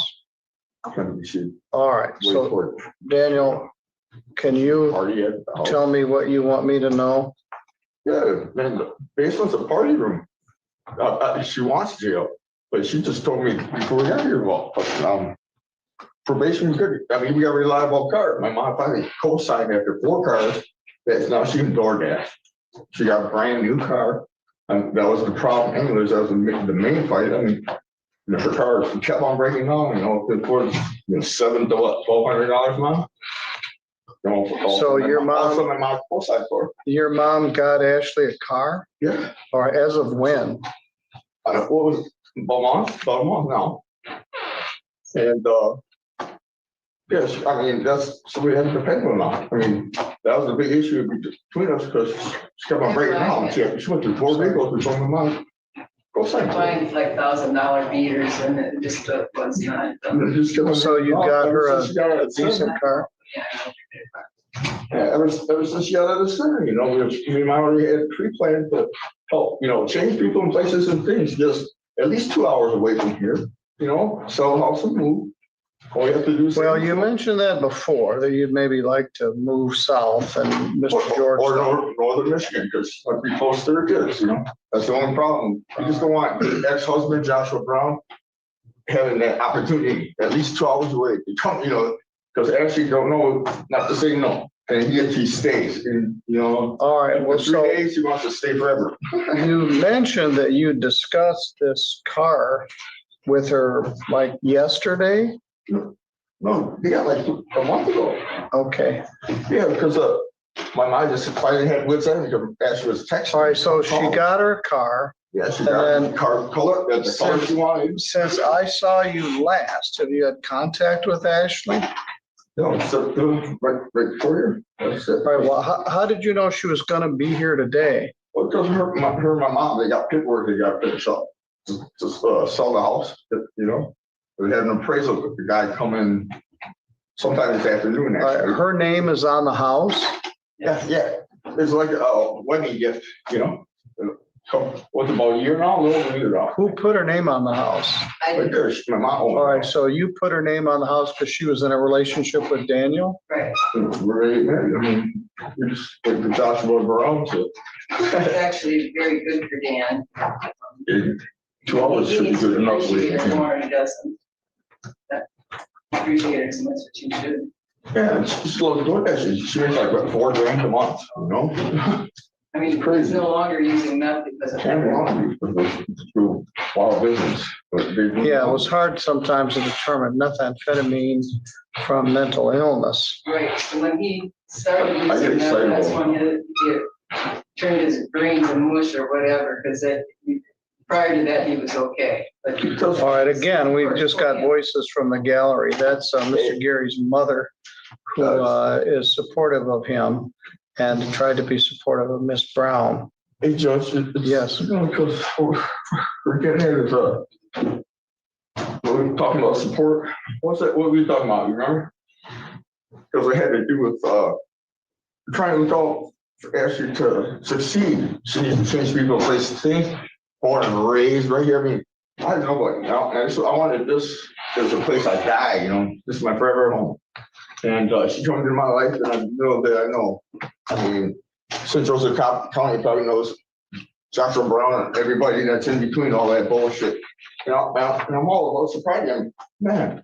But she's the last crutch that she's born and raised here. She knows everybody, and she needs at least, and I agree, at least 2 hours away. I mean, it gives you a double thing to take off 2 hours, you know. And hopefully make the right decision, but you know, it's a help because our kids, Josh and Aubrey, I'm trying to be mentor to Josh. You know, he likes to fight and stuff. And for Christmas present, actually, I suggested all I did is we'll go right on for self-defense classes, or, you know, karate. But he chose boxing and sturgis. So he goes 3 times a week. Actually, I take him 3 times a week from here to Sturgis. Who's that, her son? Yeah, her oldest son. And best Christmas present ever. All right. Is what we got. I was just a suggestion. I'm gonna do a fine of 0. But yeah, they give him a mentor and do right, sir. $75 crime victims' rights fee, a $50 state minimum fee. I'm gonna waive the attorney fee. This was a assault charge reduced to disturbing the peace. The defendant has continued to have contact with her in violation of my direct order. I'm not gonna be able to stop it. I'm gonna 12 days jail credit 2, leaving 10 days to serve. We'll put that other on part of the plan. Mr. Gary, you're going to jail right now. You're gonna get good time. You're gonna get out in about 8 days. Can we do like weekends then? I mean. Yeah, there will be some weekends included in there, but you're gonna do it straight. You go with the officer. And what, just a couple days and. Yeah, so I'm everything gonna solved? talk to Lauren at the, I'm gonna talk to Lauren from Pivotal. Make sure you get your medication. I really appreciate that. My mom will help you with that. All right, but you were continuing to violate the condition, and I'm not sure this whole relationship is closely related. It was reduced from a domestic assault to disturbing the peace. He's gonna do 10 days, and I'm not gonna try to supervise this probation. She's at the free store now. All right, he's obviously having contact. She's having contact. All right, he'll get probably 2 days of good time, so he's gonna be out about 8 days from now, which means he's gonna be in for Christmas. everybody will have a little peace and quiet. All right, thank you. Mr. Bush, have you had a chance to talk to Mr. Bates at all? I'm not heard from them. He's in jail. Well, I did not know that. Yeah, he's On this or something else? on this, I think. So I was gonna work. He's been in jail for 29 days. Thanks.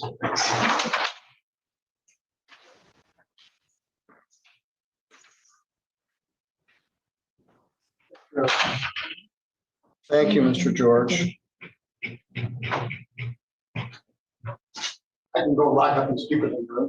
Yeah, as soon as we get the bailiff back, I kind of crossed him up with incarcerating Mr. Gary, but he might need a few days to calm down.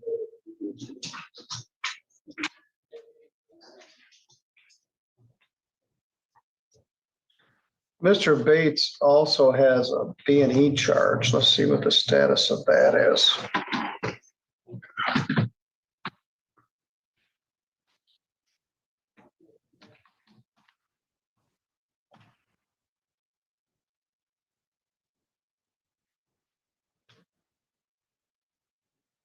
Oops.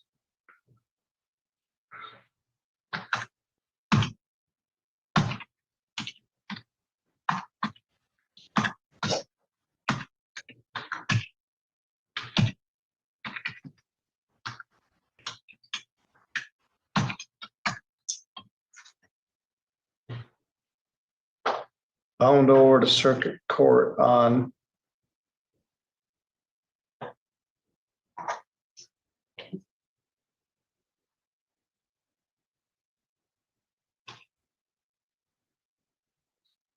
October of last year. I just got out of circuit court. As soon as I get an officer, I'll let you go back and talk to him, but essentially, we never got very far with this probation.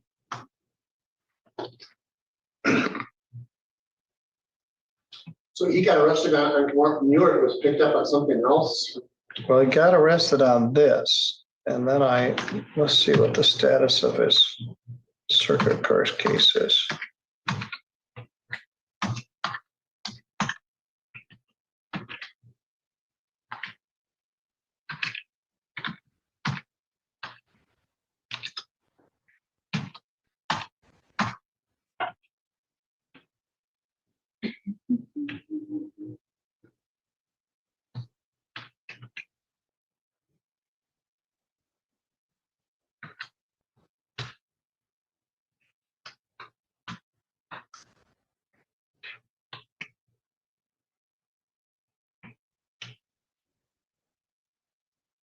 Hmm.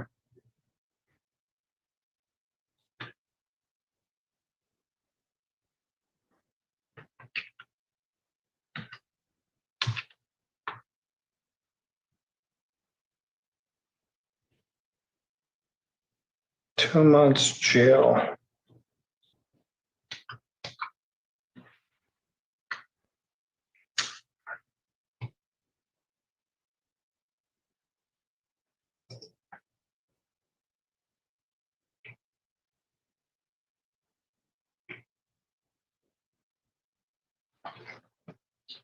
Breaking and entering a building with intent. I'm not finding that case.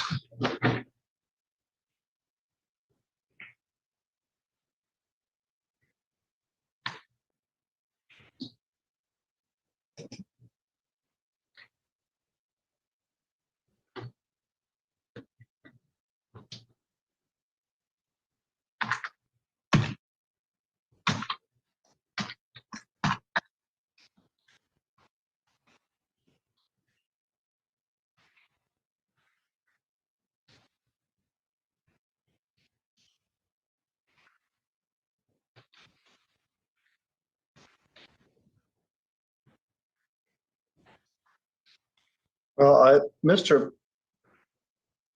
Your Honor, I do show a misdemeanor illegal entry where he was pled guilty to an attempted B&E illegal entry. There it is, 252417. And he was sentenced to time served on December 12th.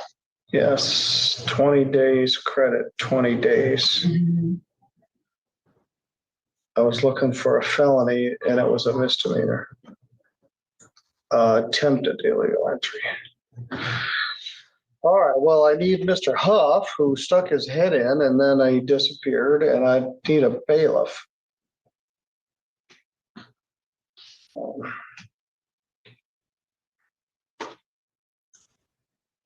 He might be next door with Judge. Well, Judge Pattis is not here. I'm the only judge here today. Matt, wherever you are, will you come back and help us?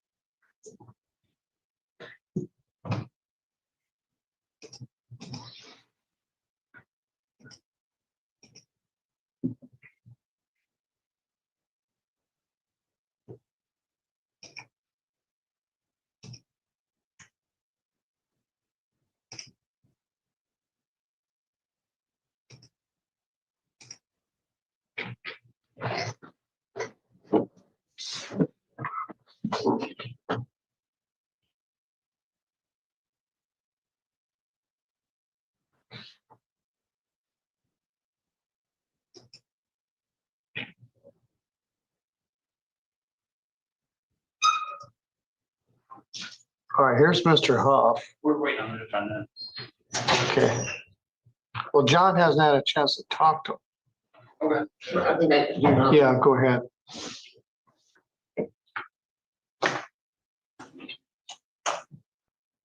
Can you talk to Biggs? Yeah. Can you talk to Biggs?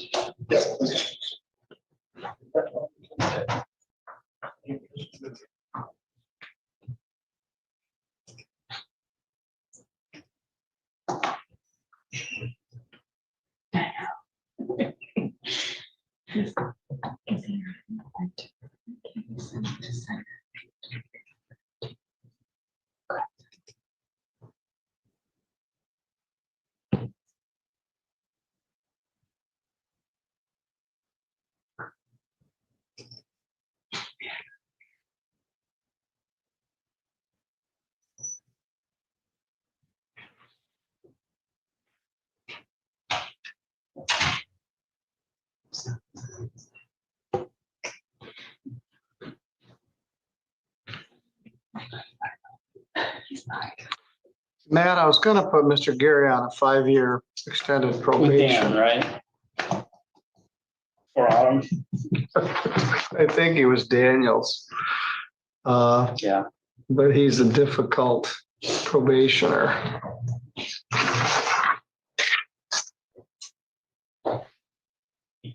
Did Sally cook those? I haven't tried them yet, but I Well, there's know one they're of good. each. My daughter baked gluten-free cookies yesterday. Nice. I did Oatmeal that. butterscotch, and they're good. I did the whole gluten-free thing for a while, trying to figure out my issues. And thankfully, it wasn't gluten because while you can make some good stuff, it's gluten-free, most of it's not good. Yeah. Compared to the alternatives. You know, they're getting better. They're a lot They've better. got more companies that are making things. Yeah. Ben Only Crocker makes problem is- cookie mix. And they put like the guar gum and the xanthan gum in them and stuff. That's not good. We're for you actually either. not in bad shape It's like for our timing. Everyone's like, oh, you got the white bean, right? Oh, yeah, you just hydrogenate soybean oil. Okay, yeah, let's just do that instead. And my husband gets that. Oh, really? Please do not make them eat that. Can you just buy organic? Yeah, so want some saturated fat with your french fries? Or Oh some my gosh. some french fries with your saturated fat? It's like, I don't want my kids having a heart attack at 30 because you're feeding them. Yeah. We're all doomed. We are. Our I mean, American diet is so the food terrible. that we have is horrendous. Well, at least the dyes are gonna be going away here soon, right? Most of them anyway. Well, my sister and her boyfriend went shopping over the weekend for groceries because my brother's visiting. They spent like $600 just because they get all organic. That's the alternative. Yeah. We're like, just open a farm. Start your garden. Yeah. Start a farm. Mhm. Got some organic protein downstairs today. Deer. Oh my gosh. We are at 103 jail count as of 103? 103. We were at 90. We It's a were, weekend, huh? well, I'm not sure everything that happened. It was a busy weekend. One of the things that reduced it is Judge Stutzman sentenced several people to prison, and they transported them to prison. Mr. Engelmeyer was gone. Miss Bowen is not gone yet. She'll probably be gone today or tomorrow. And some longtime people. Sinquest Furlough got picked up. I didn't think I had a warrant for her.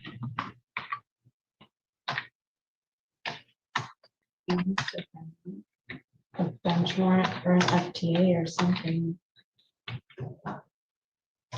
That's good. Yes. She's never at her sentence.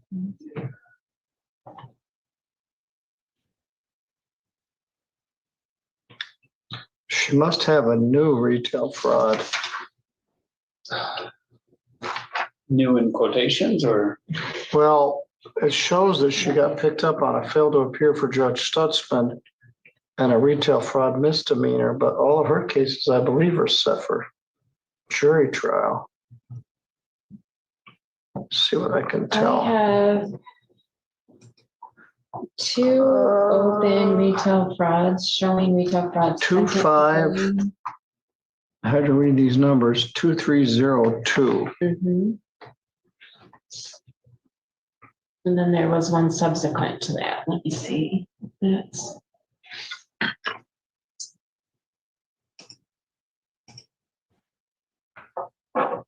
That might have been a new warrant. But that was from August. Notice of arraignment at jail. Quotation there. That's a new one. Yeah. July 31st. Frankly, we probably should have dealt with that. I'm not sure when it got authorized. It's a new warrant. Anyway, maybe that'll help resolve all these.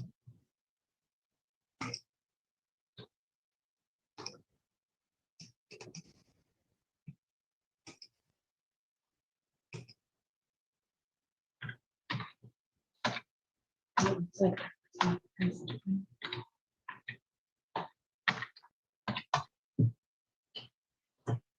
Again, I tried to get this case in before Christmas.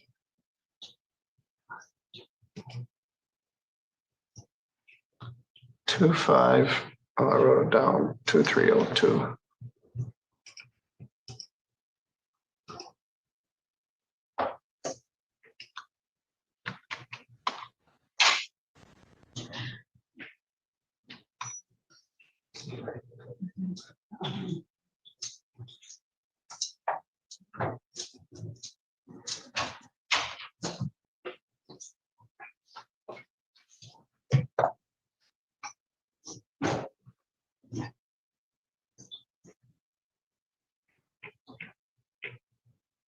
It was authorized October 24th, signed November 3rd. Ms. Campfield, are there more in the works? I see an August 4th date, Your Honor, that was authorized August 27th. That's another retail fraud second degree, so that may need to be addressed as well. So there should be 2. Okay. Well, good morning, Mr. Bates. Good morning. We're we're here on your case, which is file number 25409FY, People versus Michael Robert Bates. Mr. Bates was put on probation on a charge of possession of a controlled substance, pled to use of a controlled substance. I didn't know what to do with him. So I asked for a pre-sentence report, which was prepared by Mr. Huff. So I had more information than I would normally have. You have a possession of marijuana conviction from 2015, possession of marijuana conviction from 2017, possession of methamphetamine in 2021, possession of methamphetamine in 2023, possession of methamphetamine in 2024. Despite all that, I followed the recommendation and gave you 1 day of jail and a probation, and the probation was a failure. So your probation agent, Matt Huff, has filed a probation violation petition, which I arraigned you on and set the matter for hearing today. And let's repeat that. Your original lawyer was Mr. Bush, who worked out this very favorable plea agreement for you. The petition alleges that you failed to report on a monthly basis, failed to abstain from the use of drugs or test on demand, failed to participate in treatment. So we had a hearing set for September 17th at 9:30, and you didn't show up. Then you got picked up on a bench warrant for failing to appear, and we set the matter for hearing today. Your probation agent is recommending that I revoke your probation and assign 60 days of jail. I originally hung 90 days over your head.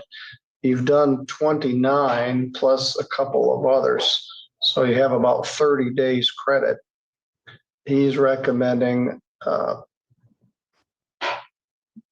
60 days jail. Mr. Huff, has anything changed in your recommendation? No, I would add that probation wasn't a complete and utter failure. Mr. Bates originally reported a few times.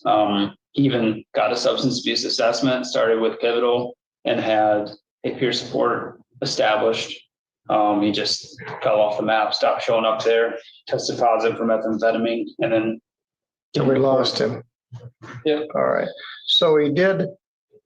It says he was assigned a peer support therapist. Did he actually start to engage with that person? I don't believe so. So I think he got the assessment and then went off the rails. Mr. Bush, have you had an opportunity to discuss that with your client? Yes, I have. Mr. Bates, are you willing to acknowledge that you violated your probation by failing to report? Yes, Your Honor. Do you understand that you could have a hearing on this where it'd have to be shown beyond a preponderance that you violated the terms of your probation? Mr. Bush was here at the original plea. He'll represent you at the hearing if you wish. You could also waive the right to have that hearing and simply acknowledge the violation. Are you willing to do that? Yes, Your Honor. Other than what I told you about the recommended sentence, did anybody promise you anything to get you to plead to this? No, Your Honor. Or threaten you? No, Your Honor. Michael, you were doing better, and then you just, what happened? About June and July, you just sort of relapsed? And I was pretty sure I failed my last one. A little bit of shame in there. My car went south. No transportation. I owe a huge apologize to Matthew Huffey. He did me a huge favor allowing me to even try and attempt the probation and my falling off the map there. I'm sorry about that, man. Where are you better than that? Where are you going to go when you get out? My parents' house. They have been reluctant in the last year and a half or so to let me live there due to my past and my tendencies. They're always willing to let me try again, and here I am sober, I've been in jail for almost 30 days now, so it's pretty much I gotta nip this in the butt or I'm gonna be in trouble the rest of my life. This is like my chance to try to change. Well, you got 30 days of clean time right now, and that's a start, but it isn't as easy as that.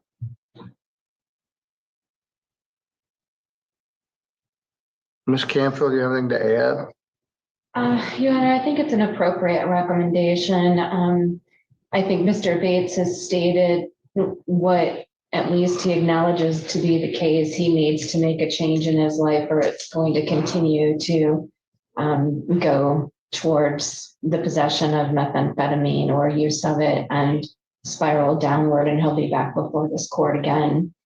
Methamphetamine is one of those drugs that is not only physiologically addictive, but psychologically addictive. And he's going to need to engage in the support that unfortunately the probation and the counseling could have provided him in order to overcome that and have sobriety for his life from that particular substance. If he doesn't, that's one of the only substances that actually deteriorates your brain. And that's a frightening thing, but he needs to acknowledge that and get the help that he needs. Hopefully a period of, again, forced sobriety with an additional jail term for violating the probation will give him a head start on that. And then hopefully his parents can support him in that endeavor. So I think the recommendation is appropriate. All right. Have you heard, John? Certainly. Thank you, Judge. Mr. Bates, now in comments is like he'd like to continue probation because he realized, and I think he generally means he doesn't want to avoid jail, but he really realizes his life is spiraling downhill. He's kind of semi-homeless, some part-time under-the-table jobs, lost transportation. Not an unheard of scenario that we deal with in this court. If he's not going to continue probation, hopefully he'll go to pivotal. Apparently he's at least in their system and he acknowledges he needs it. We're going to try to reconnect while he's there. I would ask the court to consider the fact that he's already served 30 days and consider a time served recommendation. His body is somewhat cleaned out and he'd be ready to move forward. Thank you, Mr. Bush. As I said, Mr. Bush negotiated this very favorable sentence. It just didn't work. Mr. Bates, methamphetamine stolen the last couple of years of your life, and you deserve better. But it isn't as if I can just say, hey, stop using methamphetamine, and it's easy, because it isn't. But what I told you I was going to give you was 90 days. I gave you 1 day, 91 days, credit one held 90 days over your head. You had made some progress, according to Matt, so he recommended 60. And to your credit, you're owning it. You're not minimizing it. You're not blaming it on anybody else. You're accepting responsibility, and I respect that. That's in part because you've got a clear head after doing 30 days in jail. But I'm going to get off your back. I am going to try to plug you into pivotal while you're still in the jail. But I'm going to order 60 days jail, credit 30, $125, which is the minimum allowable fine, or 2 additional days in jail, and your probation is revoked. In the old days, this used to suspend your license, use of a controlled substance, even possession of marijuana. Probably those old marijuana charges suspended your driver's license. This doesn't have any effect on your driver's license, but I think you might have license issues. I can't remember. How did you get arrested when you got arrested 30 days ago? My parents, they had a house over by Clinger Lake on Sandy Road, and it was empty, and I was sleeping in the garage. Me and my girlfriend at the time, we were kind of caused. Yeah, you need a better life than that. Let's see if we can get some more clean time, and but I'm going to revoke your probation. I'm going to try to plug you into pivotal while you're there.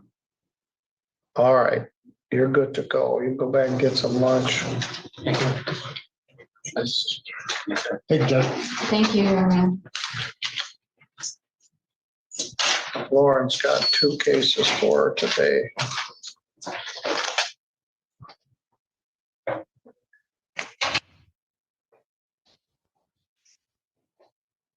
That was 60 days jail, credit 30, $125 minimum allowable fine, or 2 additional days in jail. I'm gonna email Miss Frank right now. Thank you all. Hey, we finished at 11:30 on a Monday, Angelique. That's pretty good. I know, I'm impressed. Hi. I have this guy as a walk-in. Oh, so we have a He's walk-in. been in basic training, and his dad and brother have been to the county before. He's home right now from basic training. He wants to take care of his work and support. Well, bring him in. All right. I will have him. Is he in the system? Yes.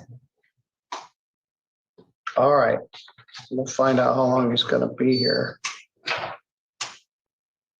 This young man, Jonathan Estrada, is in the Army apparently. He didn't show up for his arraignment this summer. There's a warrant for his arrest. They paid the speeding ticket. He's been in July 1st basic training.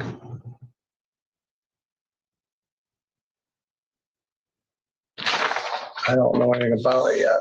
Well, I thought we were done at 11:30. Good morning. Just come right up here to the counter. No, well, that's fine. Just have a seat.